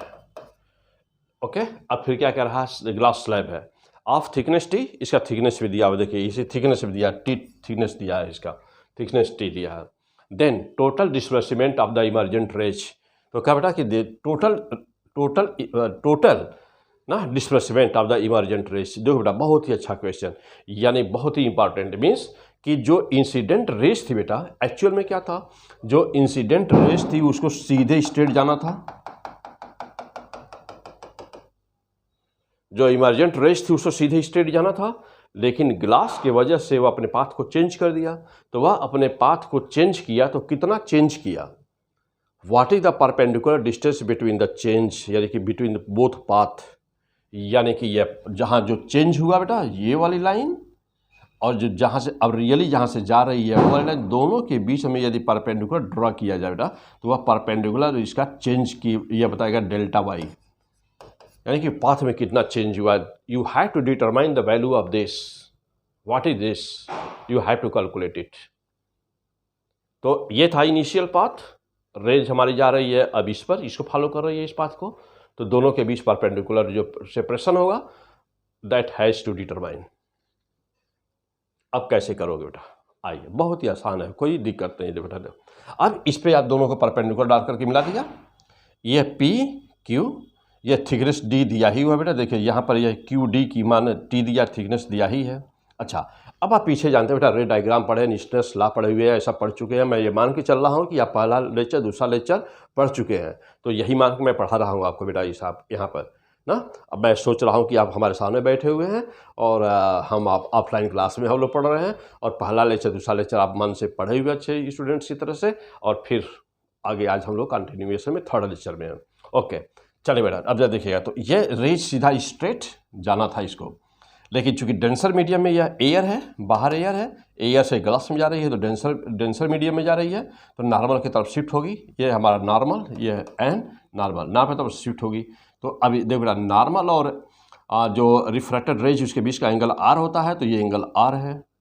अब या मीडियम में यहाँ से आता है, मीडियम एक ही, तो बीच में कोई चेंजिंग होनी नहीं है। अब यहाँ से जब बाहर जाएगी तो मीडियम चेंज होगा, इधर चूंकि एयर है बाहर, तो फिर से नॉर्मल से अवे हटेगी, तो यह और यह दोनों दूसरे के पैरेलल हो जाएंगे, यानी कि यह एंगल आई था, तो चूंकि एयर है तो यह एंगल आई था बेटा, तो ये भी एंगल आई होगा, श्योर होगा। क्यों? तो इनके दोनों मीडियम बराबर हैं। हो गया। अब जैसे देखिए इसके बाद क्या करेंगे बेटा, अब जानते हैं कि यह जानते हैं बेटा कि यह एंगल, यह आर है और यह नॉर्मल है, तो यह आई है, तो बाई ज्योमेट्री यह पूरा का पूरा आई होगा, और चूंकि यह आर है तो जो बचा हुआ पोर्शन ये है बेटा, तो वह आई माइनस आर होगा, यानी कि ये वाला हिस्सा जो बेटा, ये वाला एंगल आई माइनस आर है। हो गया। अच्छा, अब यहाँ पे आ जाओ, सपोज करिए कि ये एंगल, यह एंगल आर डैश है। हो गया बेटा। अब बाहर देख रहे हैं आई है और यह है वाई है। चलिए अब आइए ज्योमेट्री पे आ जाएगा। अब जो एंगल यहाँ पे है ना आई माइनस आर, इसके लिए साइन का मान निकाल दीजिए। तो देखो साइन आई माइनस आर बराबर कितना हुआ, तो साइन बराबर क्या होता है बेटा, परपेंडिकुलर अपॉन हाइपोटेनस। तो परपेंडिकुलर देखो बेटा, perpendicular R M, this is the perpendicular. एक ट्रायंगल कौन सी ले रहे हैं हम लोग, Q R M, triangle Q R M. तो sine I minus R will be how much, तो sine I minus R equal to how much, R M upon Q R. ये यहाँ से यहाँ तक हो क्या हो गया, Q R. This is the number first, again come on the point. अब इसी के लिए बेटा देखो, इसके लिए आर के लिए कास का मान निकाल दीजिए। तो देखिए कास आर बराबर कितना होगा, क्यू डी। देखो बेटा यह है क्यू डी ना, क्यू डी क्यों, बेस अपान हाइपोटेनस। तो क्यू डी बेस, आर के लिए क्यू डी बेस है, तो Q D upon R M upon Q R, Q R upon Q R upon Q R हो बेटा। तो साइन का समान निकाला, एक बार साइन निकाला किसके लिए, आई माइनस आर के लिए, फिर क्या निकाला, कास आर का मान निकाल दिया, दोनों वैल्यू आ गए, दोनों को डिवाइड कर दिए। बहुत ही सिंपल क्वेश्चन है बेटा, लेकिन किताबों में बहुत बड़े में प्रूफ किया गया, दो पेज में प्रूफ किया गया है किताबों में। किताब में मैं देखा 2 पेज में पता क्या प्रूफ कर डाला है, 2 लाइन क्या सवाल है बेटा। आइए देखिए, दोनों को डिवाइड कर दो, कर दिया बेटा, दोनों को डिवाइड कर दिया। अब जब दोनों को डिवाइड करेंगे तो देखो बेटा r m by q r will be divide, उल्टा हो जाएगा। तो q r by q d, q r से क्यू आर कैंसिल है बेटा, r m by q D ना बेटा, क्या मिला, r m by q d. और हमको क्या बताना था, हमको यही आर एम ही बताना था। देखिए आर एम ही बताना था हमको, ठीक बेटा। देखिए और डिवाइड करने पर r m by q d आया, और यही हमको आर एम, यही हमारा रिक्वायर्ड है, यही हमको रिक्वायरमेंट है, यही बताना है। अब बेटा अब यहाँ से क्या हुआ, आर एम की वैल्यू फाइंड कर लीजिए बेटा। तो आर एम की वैल्यू दे बेटा, तो लेटरल इशू बोलते हैं, लेटरल शिफ्ट। तो आर एम बराबर कितना हुआ, क्यू डी क्रॉस मल्टीप्लाई हुआ इधर आकर के, तो देखो बेटा क्यू डी क्रॉस मल्टीप्लाई हुआ, और sine I minus R, sine I minus R upon cos R, तो sine I minus R upon cos R, और therefore R M will be how much, Q D का मान T है बेटा, thickness है T, sine I minus R upon cos R, that is the fantastic answer. Okay देखो बेटा, बहुत ही 2 लाइन में क्वेश्चन सॉल्व। अब किताबों में यही 2 पेज में सॉल्व है, 2 लाइन, देख रहे हैं। Yes, this is the concept, कैसे सॉल्व करना है आपको, this is the fantastic concept ना बेटा, फैंटास्टिक कंसेप्ट। तो क्या पढ़ रहा है, P100 फिजिक्स, P100 फिजिक्स पर फिजिक्स पढ़ रहे हैं। हाँ बेटा, P100 फिजिक्स पर फिजिक्स पढ़ रहा है, बिल्कुल क्रिस्टल क्लियर, द बेस्ट, बिल्कुल अपडेट हमेशा, बिल्कुल न्यू ना बेटा। तो जो भी कुछ क्वेश्चन है, जो भी आने हैं, यस ज़बरदस्त तरीके से देखिए। अब क्या है, अब इससे ज़्यादा क्या आ सकता है आपको। अब देखो बेटा, अब चाहे एडवांस हो, चाहे टी मेंस हो, चाहे नीट हो, कुछ फंसेगा, कुछ बचेगा नहीं। आइए अगला क्वेश्चन पे चलते बेटा, नेक्स्ट नंबर 5 पे चलते हैं। कह रहा है कि a ray enters a glass slab at angle theta ना, from air into the glass which refractive index mu equal to, yes ये तो बहुत डेंजरस क्वेश्चन बेटा। देखिए जहाँ पर म्यू की वैल्यू रिफ्रैक्टिव इंडेक्स बदल रहा है, तो देखो बेटा अब जहाँ जो टी क्या है, टी डिस्टेंस ट्रेवल्ड, यानी कि टी है डिस्टेंस ट्रेवल, और के क्या बेटा, कांस्टेंट है, ठीक। क्या कि if the glass slab is sufficiently thick, यानी कि ग्लास स्लैब बिल्कुल सफिशिएंट थिक है, यानी कि मोटाई का कोई चक्कर नहीं है कि वो बाहर मीडियम से चला गया, तो sufficiently thick, how far long, यानी कितना दूर जाएगा, how far long the normal will be the key go before it reflected back. Yes बेटा, देखिए बहुत ही इंपॉर्टेंट क्वेश्चन, बहुत ही जबरदस्त क्वेश्चन बेटा। देखो कह रहा है क्वेश्चन में कि यहाँ पर एक कोई ग्लास स्लैब है बेटा, यह एक कोई ग्लास स्लैब है, और इसमें कोई एक किसी एंगल पर एक रेज इंटर करती है एंगल थीटा पर, ठीक, और इसका रिफ्रैक्टिव इंडेक्स कांस्टेंट नहीं है। अब यह रेज जैसे देखो बेटा, अब ये मान लीजिए इस पाथ को फॉलो कर रही है, डेंसर मीडियम है तो नॉर्मल से तरफ आ गई, और ये आर है। अब जैसे जैसे ये आगे बढ़ रही है, वैसे वैसे रिफ्रैक्टिव इंडेक्स की वैल्यू चेंज हो रही है, रिफ्रैक्टिव इंडेक्स की वैल्यू चेंज हो रही है। तो कह रहा है कि कहाँ पर, यानी कितनी दूरी पर, देखो बेटा इसमें कितनी दूर ये चलेगा, इसके बाद इसका रिफ्रैक्ट मीन्स ये हो जाएगा रिफ्रैक्शन, यानी कि TIR हो जाएगा, फिर वापस जाना शुरू कर देगा। बहुत ही फैंटास्टिक, बहुत ही खतरनाक क्वेश्चन। यस है बेटा, बहुत ही खतरनाक क्वेश्चन। हाँ लेकिन बस 2 लाइन का सॉल्व है, देखो देखने में डर लगेगा देख करके। आ जाओ बेटा, go before the refracted back, देखो बेटा ऑप्शन दिए हुए हैं, ओके ये 4 ऑप्शन दिए हुए हैं, ऑप्शन को देखने की जरूरत नहीं बेटा, आ जाओ पहले। अब देखो बेटा आज चल लिखते हैं कंसेप्ट पर। कह रहा कि एज टी इंक्रीजेज, देखो बेटा जैसे जैसे आगे बढ़ रहा है, तो म्यू का इक्वेशन क्या बेटा, ये है इक्वेशन, टी क्या है, चली गई डिस्टेंस है, जैसे जैसे वह लाइट रेज मीडियम में आगे बढ़ रही है, तो म्यू का म्यू नॉट माइनस के टी स्क्वायर है। अब जब देखना बेटा एच टी इंक्रीजेज, जैसे जैसे टी का मान बढ़ रहा है तो म्यू डिक्रीजेज, म्यू की वैल्यू घट रही है। जो बेटा टी जब बढ़ेगा तो म्यू का मान घटेगा ना, देखिए टी इंक्रीज करेगा, mu naught is the positive constant, तो टी बढ़ेगा तो म्यू की वैल्यू घटेगा। तो जब कोई चीज़ घट रही होती है तो कभी न कभी ऐसा आएगा कि वो जीरो हो जाएगी। बेटा जब वो कोई चीज़ घट रही है तो कभी कभी ऐसा आएगा कि वो जीरो हो जाए कि नहीं हो जाए। देखिए अब सवाल ये है कि कब जीरो हो जाएगी ना बेटा, कब जीरो हो जाएगी, तो कोई न कोई एक ऐसा पॉइंट आएगा ना बेटा कि जहाँ पर वह जो कोई न कोई एक ऐसा डिस्टेंस आएगा, टी का कोई एक ऐसा मान आएगा बेटा, टी का कोई ऐसा मान आएगा जब म्यू का मान जीरो हो जाएगा। तो देखो अब क्या हुआ, तो at a point mu will be zero, then work as vacuum. और जानते बेटा कि म्यू का मान जीरो, रिफ्रैक्टिव इंडेक्स का जीरो का मान कहाँ पर होता है, रिफ्रैक्टिव इंडेक्स का मान जीरो वहाँ होता है जहाँ पर वैक्यूम होता है। तो वैक्यूम में क्या हो जाएगा बेटा ना, ये जीरो हो जाएगा, यानी कि वह वैक्यूम हो जाएगा। हालांकि वह म्यू का मान जीरो नहीं हुआ बेटा, वहाँ म्यू का मान जीरो नहीं हो करके 1 होता है वैक्यूम के लिए, लेकिन म्यू का मान जीरो हो जाएगा, यानी कि वैक्यूम से भी कम हो जाएगा। चलो बेटा, तो अब क्या हुआ, यानी कि वहाँ पर इतना वह रेयर हो जाएगा, इतना वह विरल हो जाएगा, इतना वह रेयर हो जाएगा कि वहाँ से उसका TIR हो जाएगा। करने का सेंस ये है। अब देखो बेटा, तो देयर विल बी TIR, यानी कि वह TIR हो जाएगा, यानी कि जब भी वह मीडियम बेटा, जब भी मीडियम रेयर हो जाएगा तो वहाँ TIR की पॉसिबिलिटी बढ़ जाएगी। तो देखो बेटा वहाँ TIR होने लगेगा।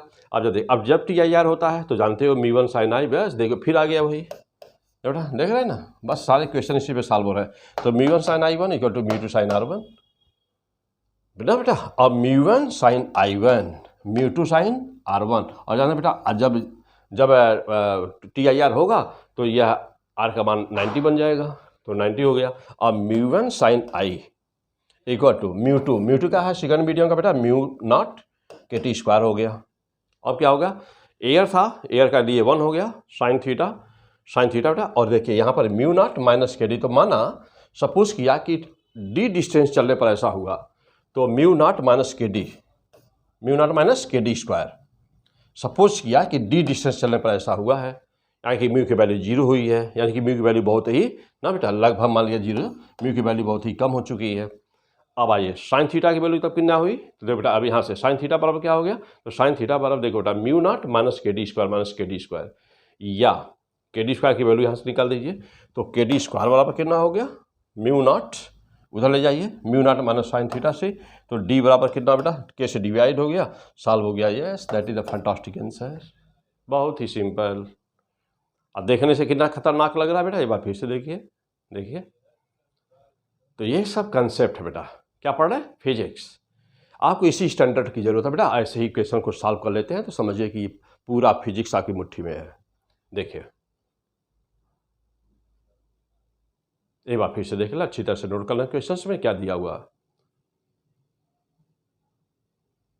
ओके बेटा, आइए आगे बढ़ते हैं। हाँ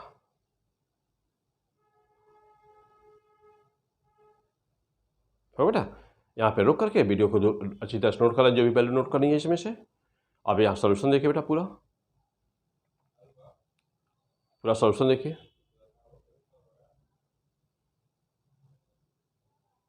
हो बेटा, चलिए this is the final answer. Okay देखिए बेटा सोल्यूशन एक बार फिर से देख लें, हो गया। आ जाइए अगला क्वेश्चन नेक्स्ट। हाँ बेटा देखिए, तो अगला क्वेश्चन यहाँ पर देखिए बेटा बहुत ही इंपॉर्टेंट क्वेश्चन, आपके IIT एग्जाम में पूछा गया क्वेश्चन है।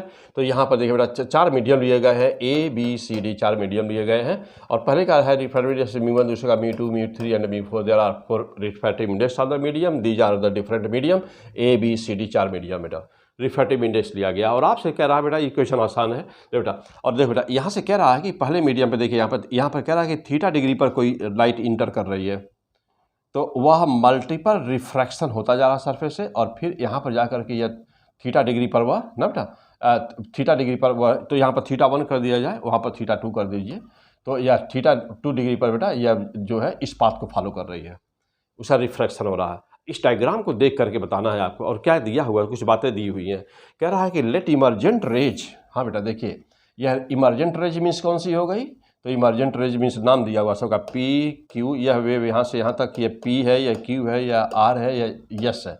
तो कह रहा है कि लेट इमरजेंट वेव, यानी कि yes parallel emergent rays p के दोनों पैरेलल है बेटा, देखो दोनों पैरेलल है, इसी वजह से यहाँ पे जो वैल्यू थीटा है ना बेटा, तो इसीलिए इसको भी थीटा बोला गया है, दोनों थीटा हो गए, यह एंगल और यह एंगल थीटा बन जाएंगे। क्यों?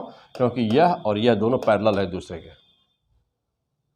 जब दोनों पैरेलल है तो दोनों बीच का एंगल क्या बनेगा बेटा, दोनों के बीच का एंगल थीटा बन जाएगा, तो यह एंगल थीटा होगा तो यह एंगल भी थीटा होगा, क्योंकि P and S parallel question में दिया है आर पैरेलल। अब कह रहा है कि इसका मतलब ये हो बेटा कि कह रहा है ना कि अब यहाँ पर है μ1 या μ2 μ3 μ4, तो कह रहा है कि बताओ क्या कौन सा ऑप्शन सही होगा। तो बहुत ही सिंपल सा क्वेश्चन, ये भी किससे सॉल्व होगा, उसी से जादू वाले से। देखो बेटा यहाँ पर भी क्या μ1 sin I1 = μ4 sin R3, जानते हैं कि बीच के सारे टर्म कट जाते हैं। तो अभी जो मल्टीपल लेयर वाला क्वेश्चन था ना बेटा, मल्टीपल रिफ्रैक्शन जहाँ पर हो रहा था, 4 दिए हुए थे, ये एकदम वही फार्मूला लागू होता है। तो याद रखो देखो बेटा क्या कि एक सबसे पहला बचता है और एक सबसे बाद का बचता है, बाकी बीच के सभी क्या हो जाते हैं, कैंसिल, यह याद रहे। अब यह देखना, तो एक सबसे पहला बचता है यानी कि μ1 sin I1 और एक सबसे बाद का बचता है μ4 है ना, सबसे लास्ट वाले का μ4 इंटू sin R3, ठीक बेटा। अब यह देखना μ1 sin theta sin I1 theta है, तो μ1 sin थीटा और μ4 sin थीटा सीधे कैंसिल, क्योंकि दोनों बराबर क्या बेटा, यही एंगल और ये दोनों बराबर हैं।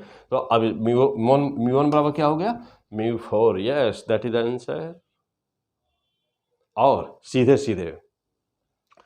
ना बेटा, सीधे अब इतना भी करने की जरूरत नहीं है, आप इसको सीधे मार सकते हैं आंसर। कैसे? देखिए यह और यह पैरेलल है, तो जब ये पैरेलल तभी हो सकता है जब यह रिफ्रैक्टिव इंडेक्स और यह रिफ्रैक्टिव इंडेक्स आपस में बराबर हो। तो जब भी कभी दो बीम पैरेलल होंगी, याद रहे, हमेशा याद रहे कि जब भी कभी भी दो बीम पैरेलल होंगी तो रिफ्रैक्टिव इंडेक्स उनका अवश्य बराबर होगा, μ1 = μ4 अवश्य होगा, तभी पैरेलल होंगे। अगला क्वेश्चन, नेक्स्ट चौथा अगला क्वेश्चन देखिएगा। अब क्या कह रहा, क्या कि rays of the light falls on the transparent glass slab of the refractive index 1.62 ना, जो ग्लास स्लैब है बेटा उसका रिफ्रैक्टिव इंडेक्स 1.62 है। कहा कि the angle of the incidence for which the reflected and refracted rays are mutually perpendicular. Yes, देखिए बेटा बहुत ही सिंपल क्वेश्चन है, आइए देखा जाए। बेटा आइए देखा जाए, क्वेश्चन एक बार फिर से देख ले, क्वेश्चन एक बार फिर से देख ले। A rays of the light falls on the transparent glass slab of refractive index 1.62, एक लाइट बीम है बेटा किसी स्लैब के ऊपर इंसिडेंट कर रही है और उसका रिफ्रैक्टिव इंडेक्स 1.62 है।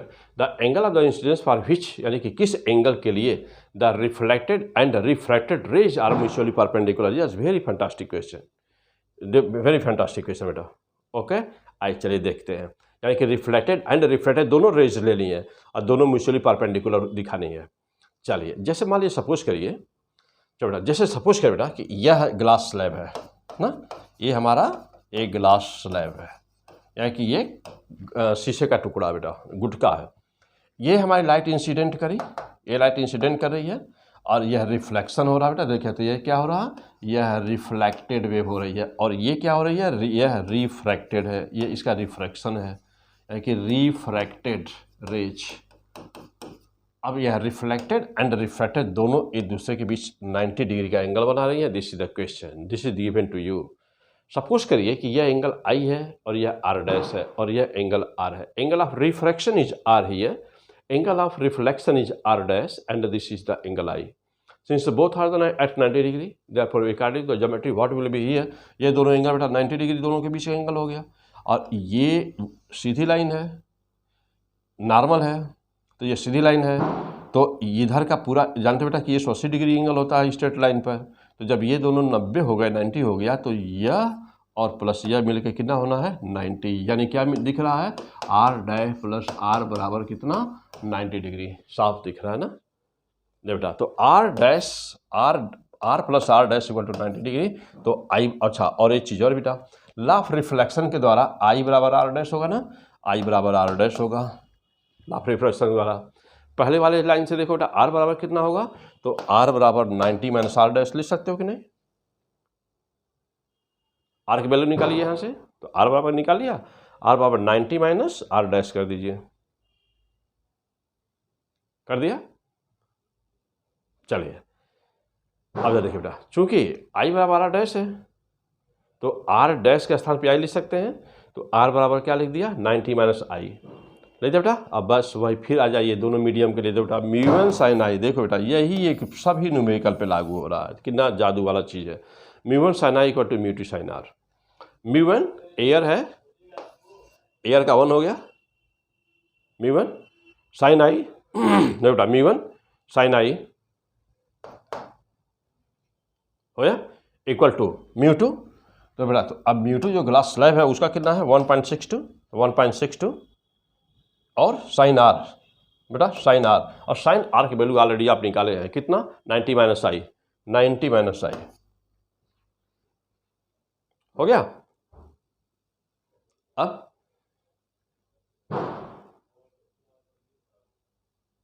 हो गया बेटा। अब ये देखना, तो अब साइन आई का वैल्यू कितना हो गया, साइन आई बराबर कितना हुआ, तो साइन बराबर हो गया 1.62 और यहाँ पे बेटा साइन 90 माइनस आई का लिख सकते क्या कास आई, तो देख सीधा कास आई। आप देखो बेटा कास को इधर आप ले आइए तो sine i by cos i equal to 1.62 और ये क्या बना tan, ये बना tan। तो देखो बेटा क्या कह रहा है कि tan i equal to 1.62, therefore i will be how much tan inverse row much, this is the answer. ये बात देखो बेटा फिर से देखिए, क्लियर, एनी कंफ्यूजन नहीं होनी चाहिए। फिर से बेटा क्वेश्चन नंबर देखिए, फिर से देखिए आप,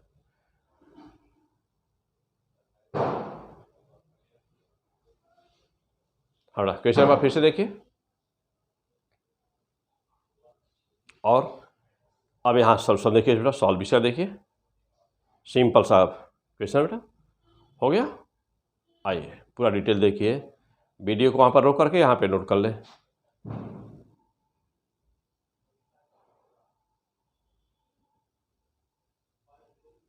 हो गया फाइनल आंसर। चलिए अगला पार्ट, अगला नेक्स्ट पेज। तो next page, yes, a ray of the light incident on the glass prism of angle 30 degree. देखो बेटा ग्लास प्रिज्म का एंगल 30 डिग्री है, क्या कि the rays travels back along the same path, यानी कि फिर से वापस आ रही है रेज, अपने पाथ को रिट्रेस कर रही है, along the same path on the reflection from the second phase, then the angle of incidence will be, yes, very fantastic question, most important question, most important question. Sin inverse mu, sin inverse 2 by mu, sin inverse mu by 2 and 90 degree. Yes, what is the answer? Question में क्या कह रहा है बेटा, question में कह रहा है कि यह एक ग्लास प्रिज्म में एक लाइट इंसिडेंट की गई है और यह लाइट जाकर जब दूसरे फेस पर पड़ती है, दूसरे यानी पहला रिफ्लेक्टिंग सरफेस दूसरा रिफ्लेक्टिंग सरफेस, तो क्वेश्चन में कह रहा है कि जब लाइट बीम जाकर दूसरे रिफ्लेक्टिंग सरफेस पर पड़ती है तो वह फिर से रिट्रेस कर देती है अपने पाथ को, फिर से वो अपने पाथ पे वापस आ जाती है। तो आपसे पूछ रहा है बेटा क्या कि आई की वैल्यू बताओ, कह रहा है कि ये आई आप एंगल ऑफ इंसिडेंस का मान बताओ, ये क्वेश्चन पूछ रहा है। क्या करेंगे आप, चलो बेटा ध्यान दीजिएगा। जानते हैं कि प्रिज्म की थियोरी है बेटा, अभी प्रिज्म नहीं पढ़ाया हूँ, प्रिज्म भी आगे आएगा, लेकिन प्रिज्म की थियोरी थोड़ा बहुत आइडिया जरूर होगा आपके पास बेटा, और नहीं है तो कोई बात नहीं बेटा, फिर अभी लेक्चर अगले लेक्चर में मैं सब लेने वाला हूँ। देखो बेटा तो R1 प्लस R2 यानी कि angle of refraction of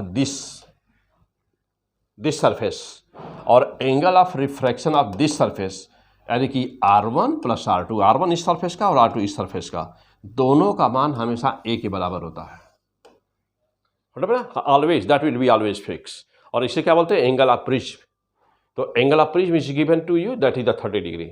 since you know that R1 plus R2 equal to always A, and since देखो बेटा अब चूंकि यह वापस रिट्रेस हो गया, तो जब पाथ जिस पाथ पर आया उसी पाथ पर चला गया तो कोई एंगल बनाया नहीं, तो R2 का मान 0 हो गया, तो R2 0 हो गया, तो R1 प्लस 0 बराबर A हो गया, यानी कि R1 की वैल्यू देखो बेटा सीधे यहाँ से R1 की, ये वाला जो R1 है ना, R1 ये वाला, R1 की वैल्यू आ गई 30 डिग्री आ गया। अब जा देखना बेटा इसके बाद, अब इसके बाद देखिएगा, it will only possible when incident be normally, यानी कि जब 90 डिग्री पर होगा तभी ऐसा होगा, तो क्लियर हो गए आप। चलो बेटा अब देखिए फिर वही खतरनाक वाला मैजिक, देखो बेटा खतरनाक मैजिक देख रहे हैं, बार बार इसी पे सॉल्व होना है, सब सारे क्वेश्चन बेटा इसी पर सॉल्व होने हैं। ओके, अब देखना तो म्यू1 साइन आई, ओके बेटा, चलिए देखिए यार म्यू1 साइन आई इस सरफेस के लिए यार देखिएगा, म्यू1 सरफेस के लिए तो म्यू1 साइन आई इक्वल टू क्या, म्यू2 साइन आर। म्यू1 तो एयर है, यानी कि ये वाला एयर है बेटा, तो एयर है तो म्यू1 1 हो गया, एयर के लिए 1 तो 1, साइन आई म्यू2 साइन आर, तो साइन R1, ये साइन R1 है बेटा, तो साइन R1। अब जब देखना ये साइन आई हो गया और ये म्यू2 और साइन R1 का मान 30 डिग्री वहाँ से मिला हुआ है, 30 डिग्री वैल्यू रख दिया। अब बेटा साइन आई बराबर कितना हो गया, साइन आई बराबर म्यू इंटू हाफ हो गया। अब इस साइन आई बराबर क्या हो गया, म्यू बाई 2, तो बेटा साइन आई बराबर म्यू बाई 2, यानी कि साइन आई बराबर म्यू बाई 2, तो आई बराबर कितना हो गया, sine inverse mu by 2, that is the answer. Therefore the option will be which, sine inverse, क्या आया आंसर बेटा, sine inverse mu by 2, sine inverse mu by 2, yes, option c is the correct option. एक बार फिर से देखिए question को, फिर से पहले पढ़िए, पहले क्वेश्चन को पढ़िए एक बार ठीक से, हाँ क्वेश्चन को पहले पढ़िए ठीक से, हो गया।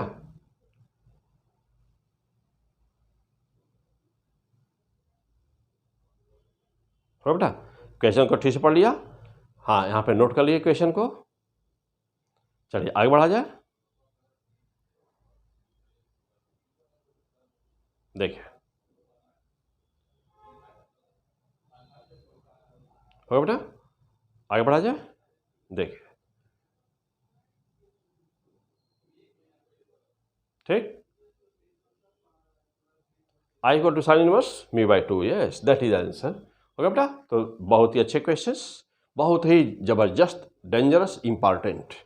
नेक्स्ट चले आ जाओ बेटा, अगला क्वेश्चन देखो क्या कह रहा, वो भी कुछ ऐसा ही दिख रहा है, वो भी डेंजरस ही है बेटा। आ जाओ, सभी बहुत ही इंपॉर्टेंट क्वेश्चंस लिए गए बेटा, बहुत ही अच्छा कलेक्शन आपके लिए, बहुत ही अच्छे क्वेश्चंस हैं सर, बहुत ही अच्छे क्वेश्चंस। आओ देखो बेटा, चलिए अब एक क्वेश्चन पे देखा जाए, कह रहा है कि refractive index of the glass prism means mu equal to √2। Refracting angle कितना बेटा, देखिए तो रिफ्रैक्टिंग इंडेक्स दिया है प्रिज्म का, और रिफ्रैक्टिंग एंगल अभी प्रिज्म का साइड में अगले में आया नहीं वाला, लेकिन यहाँ पर भी 2 आ चुका है। तो रिफ्रैक्टिंग एंगल कितना दिया है बेटा, 30 डिग्री। 1 बेटा, तो refracting angle means the angle of the prism, तो 1 refracting surface is polished a beam of the chromatic light retrace its path ना, तो when incident normally on it, yes ये जस्ट मिलता जुलता क्वेश्चन है। तेरा कि व्हाट इज आई, तो दो बेटा पूछ रहा कि व्हाट इज आई, आई का मान पूछ रहा है, 30 डिग्री 45 डिग्री 60 डिग्री 0 डिग्री। आइए सीधे चलते हैं न्यूमेरिकल पर, चल बेटा आ जाए देखिए, तो अब यह देखना बेटा, हाँ ऑप्शन दिया हुआ है 4, चलो देखिए according to theory of the prism, हम लोग जानते हैं बेटा, अभी पीछे क्वेश्चन में देखा कि R1 + R2 का मान ये होता है, तो do to the refracting R2 का मान 0 हो गया बेटा। यानी बेटा यहाँ से कह रहा है ना कि यह वापस जा रहा है, तो जब वापस जाएगा तो यहाँ R2 बराबर क्या होना है, 0, और ये क्या है R1। ये तो क्लियर हो गए। तो देख बेटा अब R1 + R2 बराबर A होता है, जानते हो कि R1 + R2 बराबर क्या होता है, A होता है, और ये की वैल्यू कितनी है 0, तो R1 + 0 बराबर A हो गया, यानी कि R1 बराबर कितना हो गया, A हो गया, और A का मान कितना है 30, तो R1 का वैल्यू कितनी हो गई, 30 हो गई। पहली लाइन क्लियर। अब अगला पॉइंट वही वह देखो कितना खतरनाक ये है कि हर क्वेश्चन इसी से सॉल्व हो रहा है, देख रहे हैं, चाहे जैसा क्वेश्चन उसी से सॉल्व हो जा रहा है ना, कितना खतरनाक ये मैजिक है, बहुत ही जबरदस्त मैजिक बेटा ना। आ जाओ चलो देखो, तो यहाँ पर आ जाइए, तो म्यू1 sin I1 = म्यू2 sin R1, yes fantastic formula, जब तो हर क्वेश्चन में लगभग देखे हो। यह एयर है, एयर के लिए 1 हो गया, sin I1 sin I है बेटा, और म्यू2 ग्लास का दिया ही है म्यू2, और sin R1 sin 30 पाए हो। अब देखो बस एक लाइन में सॉल्व हो गया, क्या sin I बराबर कितना बेटा, देखो sin I बराबर कितना, म्यू2 sin 30 1/2, तो sin I बराबर क्या होगा, म्यू2 का मान √2 दिया हुआ है, और ये 1/2 है, √2 से √2 कैंसिल हो गया, ठीक। अब sin I की वैल्यू कितनी आ गई, 1/√2, तो I बराबर कितना हुआ, sin इनवर्स 1/√2, यानी कि I की वैल्यू कितनी होगा बेटा, 45 डिग्री। हो गया, यस हो गया बेटा, देखो सॉल्व। क्लियर? चलिए एक बार क्वेश्चन को फिर से देख लीजिए। हाँ बेटा एक बार क्वेश्चन को फिर से देख लें आप। क्लियर बेटा? देखिए पढ़िए क्वेश्चन को फिर से एक बार।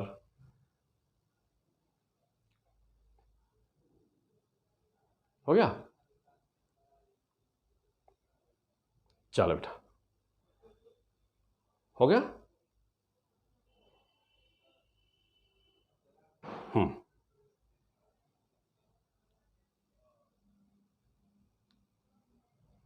हो गया बेटा?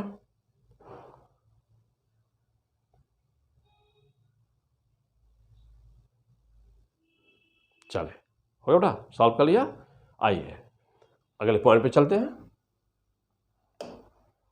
और अब है बेटा, तो यह भी एक खतरनाक इक्वेशन है। देखो कह रहा है कि रे ऑफ द लाइट ना, ray of light from denser media to the inter बेटा रेडर मीडिया में, कि डेंसर से रेडर में कोई रेज जा रही है। एंगल ऑफ इंसिडेंस आई है, let angle of the refraction r. बेटा आर एंगल ऑफ रिफ्रैक्शन है और आई एंगल ऑफ इंसिडेंस है, और डेंसर से रेडर में लाइट बीम जा रही है। And angle of refraction r dash है, एंगल ऑफ रिफ्रैक्शन भी दिया हुआ है। तो यानी कि रिफ्लेक्शन दोनों दिया हुआ, यानी जस्ट पिछले जैसा क्वेश्चन है। एंड और क्या कह रहा है बेटा कि let both reflected and refracted, यानी कि दोनों एक दूसरे के परपेंडिकुलर है बेटा। ये वेरी फैंटास्टिक। से पीछे वाला क्वेश्चन जो सॉल्व हुआ जस्ट वैसे ही है। To each other then what will be the critical angle. तो आपसे पूछ रहा क्या क्रिटिकल एंगल थीटा सी का मान पूछ रहा है। Very fantastic question. आ जा बेटा देखते हैं ऑप्शन देख लिए क्या दिया हुआ है। तो क्या क्या दिया हुआ है, ये बिल्कुल कंफर्म किया हुआ है कि डेंसर से रेडर में जा रही है। एंगल ऑफ इंसिडेंस आई है बेटा, और एंगल ऑफ रिफ्लेक्शन आर है, और angle of refraction r dash है, ये दिया हुआ है। ठीक, और दोनों वेव रिफ्लेक्टेड एंड बेटा रिफ्लेक्टेड एंड रिफ्रैक्टेड ना, रिफ्रैक्टेड बेटा यहाँ पे तो रिफ्रैक्शन, तो रिफ्लेक्टेड एंड रिफ्रैक्टेड वेव दोनों एक दूसरे के परपेंडिकुलर 90 डिग्री का एंगल बना रही हैं। तो कह रहा कि क्रिटिकल एंगल का मान बताओ। बहुत ही इंपॉर्टेंट क्वेश्चन। अब याद बेटा यहाँ पर ऑप्शन दिया हुआ है। आइए अब जा देखते हैं, आ जाइए डायग्राम पे चलते हैं सीधे। देखो बेटा बस वही देखो फिर खतरनाक मैजिक आ गया है यहाँ पर। सब इसी से सॉल्व हो रहे हैं। देखो बेटा अब यहाँ पर यह लाइट इंसिडेंट कर रही है। सपोज करिए कि यह है डेंसर मीडियम, यह है डेंसर मीडियम और यह है रेडर मीडियम बेटा, यह डेंसर मीडियम। अब देखो बेटा तो इसका ये जो रिफ्लेक्टेड वेव्स, ये रिफ्लेक्शन भी हो रहा है बेटा, रिफ्लेक्ट हुई, और यह इसका इमरजेंस यानी कि इसका रिफ्रैक्शन भी हुआ। तो यहाँ पर रिफ्रैक्टेड वेव भी हो गई इसमें, और रिफ्लेक्टेड वेव। कह रहा कि दोनों एक दूसरे के परपेंडिकुलर, यानी ये एंगल हम लोग क्या ले लिए 90 डिग्री ले लिए। हो बेटा अब बाकी का काम जानते हो कैसे करना बेटा। देखना μ1 sin I1 equal to μ2 μ1 sin I1 equal to μ2 sin R1। μ1 पहला मीडियम, I1 μ2 दूसरा मीडियम बेटा, ये है μ2 और ये है μ1। तो μ2 sin R1, तो ये है बेटा sin R1। ये तो फार्मूला हम लोगों का है, वैल्यू आई रखा जाए नीचे। μ1 sin I1 μ2 sin R dash बेटा R डैश। अब जा देखना बेटा तो μ1 sin R R क्यों बेटा आई है ना, तो इसलिए बेटा ध्यान दीजिएगा। तो अब इसलिए कि यह आई ना बेटा, यह एंगल ऑफ देखो यह रिफ्लेक्शन है ना, तो जो लॉ ऑफ रिफ्लेक्शन क्या कहता है कि एंगल ऑफ इंसिडेंस और एंगल ऑफ रिफ्लेक्शन दोनों बराबर होते हैं। तो जितना ये है उतना ही यह भी होगा। तो μ1 sin R ना, आई के स्थान पे R ले सकते हो, और इधर क्या हुआ μ2 sin R डैश तो वैसे ही है R डैश। अब जा देखना बेटा μ1 sin R equal to μ2 sin R dash को क्या ले सकते हो बेटा R डैश को। ठीक है देखो क्यों, क्योंकि R डैश प्लस R बराबर 90, तो R डैश बराबर 90 माइनस R। और ये कहाँ से मिला बेटा, कहाँ से मिला बेटा, चूँकि यह 90 है तो यह और प्लस यह स्ट्रेट लाइन है, तो टोटल एंगल 180 होना है। ये अकेले हो गया 90, तो यह और प्लस यह दोनों का सम कितना होगा 90। तो देखो बेटा ये दोनों का सम कितना होगा 90, तो R डैश प्लस R बराबर 90, तो R डैश बराबर 90 माइनस R हो गया बेटा। अब आ जाइए, अब जा देखना बेटा अब यहाँ पर क्या हो गया, तो μ1 sin R इक्वल टू μ2। देखो बेटा अब यहाँ पे वैल्यू रख दिया R डैश की, तो R डैश वैल्यू रहता है देखो μ1 sin R equal to μ2 sin, और R डैश का स्थान पे 90 माइनस R कर दिया आपने। तो μ1 sin R equal to μ2 cos R हो गया बेटा। अब cos R को इधर ला दीजिए, तो साइन आर अपन का सार बराबर क्या हो गया, tan r, और म्यू1 उधर गया तो म्यू2 बाई म्यू1। यस, अब देखो बेटा पहली लाइन आप मिल गई यहाँ पे, तो पहला लाइन यहाँ पे मिलेगा बेटा हमको। हाँ बेटा देखिए सेट कर दें थोड़ा सा, पहली लाइन क्या मिला, tan r इक्वल टू म्यू2 बाई म्यू1 मिल गया। यस, पहली लाइन। अब जा देखना बेटा एक स्टेप और लेना पड़ेगा। म्यू1 साइन आई इक्वल टू म्यू2 साइन आर डैश, ये तो अभी आप ऊपर देखे ही हैं। तो जब आई बराबर थीटा सी हो जाता है बेटा, अब इसको क्रिटिकल, क्योंकि हमको क्रिटिकल एंगल बताना है, क्रिटिकल एंगल तो हमको बेटा ना तो थीटा सी के टर्म में लाना है। अब इसको कहाँ से लाओगे, कैसे लाओगे? अब देखिए बेटा जब यह आई का मान थीटा सी बनेगा तो यह कितना बन जाएगा, यह 90 बन जाएगा, बनेगा ना। चलो अब देखिएगा, अब म्यू1 साइन थीटा सी, अब इसको थीटा सी लिखा क्रिटिकल एंगल, तो म्यू2 साइन ये 90 लिख देंगे तब। ओके, क्योंकि पीछे अब सॉल्व किए इस टाइप का क्वेश्चन। तो म्यू1 साइन थीटा सी, और यहाँ क्या बना, ये तो 1 हो गया बेटा, अभी आप बचा केवल म्यू2। अब फिर साइन थीटा सी की वैल्यू निकाला, म्यू2 बाई म्यू1, म्यू2 बाई म्यू1। तो फ्रॉम फर्स्ट एंड सेकेंड क्या मिला बेटा, अब दोनों इक्वेशन टैली करा दीजिए, तो साइन थीटा सी बराबर क्या हुआ, tan r। देखो बेटा म्यू2 बाई म्यू1 यहाँ भी है, और यहाँ पर इक्वेशन नंबर 1 में क्या आया है, देखो म्यू2 बाई म्यू1 यहाँ भी आया है, तो म्यू2 बाई म्यू1 यहाँ पर tan r है, और यहाँ पर देखिए जब थीटा सी में चेंज किए हैं तो म्यू2 बाई म्यू1 का मान होता है साइन थीटा सी आया है। इसका मतलब क्या हुआ कि equation number first and second both from both sine theta C equal to tan r, तो थीटा सी बराबर sine inverse tan r। Yes, this is the fantastic answer. Okay बेटा, हाँ देखिए एक बार देखिए इसको, यानी कि म्यू2 एक बार क्रिटिकल एंगल का कंसेप्ट कैलकुलेशन यूज करोगे, और एक बार अपनी ज्योमेट्री से निकालोगे। दोनों बार में म्यू2 बाई म्यू1 का मान निकाला, दोनों को बराबर कर दिया। हो गया बेटा, हाँ एक बार फिर से देखिए, एक बार फिर से देखिए क्वेश्चंस, बहुत ही खतरनाक क्वेश्चन है सब बेटा, ये इससे ज़्यादा अब कुछ है ही नहीं। यदि ये सब सॉल्व हो गया तो अब आप समझिए बेटा अब इससे खतरनाक क्वेश्चन नहीं है। चलो देखिए, हाँ एक बार देखिए फिर से क्वेश्चन को देखो बेटा। A ray of light from the denser media enter in the rare medium, angle of incidence I दिया होता बेटा, and let angle of reflection R दिया है, और एंगल ऑफ रिफ्रैक्शन बेटा आर डैश दिया है, and both reflected and refracted are perpendicular to each other दिया हुआ बेटा। Then what will be the critical angle, 4 option दिए थे बेटा। ओके, अब याद देखिए, अब पहले पहली लाइन समझना बेटा, यहाँ पर पहली लाइन समझिएगा ठीक से। हो गया बेटा, पहली लाइन को क्लियर कर लिया। कौन सा, वही मैजिक, म्यू1 साइन आई इक्वल टू म्यू2 साइन आर लगा दिया बेटा, और जानते बेटा कि यह और यह दोनों का मान सम हो क्या ना होना है, 90 होना है बेटा। तो म्यू1 साइन आर, आई बराबर आर, क्यों कि लॉ ऑफ रिफ्लेक्शन से आई और आर दोनों बराबर होते हैं बेटा, तो जहाँ पर आई था वहाँ पर आर लिखा, और म्यू2 साइन आर डैश, तो बेटा साइन आर डैश, और आर डैश का मान निकाला 90 माइनस आर हुआ बेटा। ठीक, अब देखो बेटा यहाँ से म्यू1 साइन आर यहाँ पे लिखा, म्यू2 साइन, यहाँ पे देखो बेटा 90 माइनस आर है ना, ये आर डैश का मान, देखो बेटा डायग्राम से देखे और क्लियर है। अब म्यू1 साइन आर इक्वल टू म्यू2 कास आर हो गया बेटा, कास को इधर लाया, क्या बन गया, देखिए बहुत आसानी से tan r का मान म्यू2 बाई म्यू1। यस, इस लाइन से नोट करो बेटा।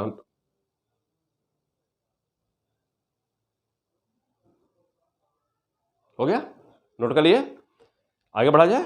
चलिए अब देखो बेटा फिर से वही इक्वेशन लेना है, ऊपर वाला म्यू1 साइन आई म्यू2 साइन आर डैश, वही वाला इक्वेशन फिर से लेना है। अब हमको क्रिटिकल एंगल इंट्रोड्यूस कर देना है। यदि आई बराबर थीटा सी हो जाए तो आर डैश बराबर 90 बन जाएगा, बस यही कंसेप्ट लगा देना बेटा। लगा दिया, देखो बेटा म्यू1 साइन थीटा सी, आई के मान थीटा सी इक्वल टू म्यू2 साइन 90 कर दिया, साइन 90, क्यों जब आई थीटा सी होता है तो यह एंगल ऑफ आर का मान कितना बन जाता है बेटा, आर की वैल्यू कितनी बन जाती है, 90 बन जाती है, यानी कि यहाँ हमारा आर डैश है तो आर डैश मान 90 हो जाता है। अब देखो बेटा फिर से म्यू1 sine theta C equal to म्यू2, तो साइन थीटा सी बराबर कितना हुआ, ये उधर चला गया म्यू2 बाई म्यू1, और म्यू2 बाई म्यू1 ऊपर भी आया था, वहाँ म्यू2 बाई म्यू1 बराबर क्या है, tan r, और यहाँ साइन थीटा, और यहाँ किसके बराबर है, साइन थीटा सी के। इसका मतलब क्या कह रहा है क्या कि tan r बराबर है बेटा। tan r बेटा कि क्या है ये, एक बार फिर से देख लीजिए, tan r है बेटा। चलिए देखो बेटा, तो tan r बराबर क्या बेटा, साइन थीटा सी है, थीटा सी पूछा है तो बेटा, तो थीटा सी बराबर क्या हुआ, sign inverse tan r। Yes, that is the answer. Okay बेटा, फैंटास्टिक हो गया बेटा।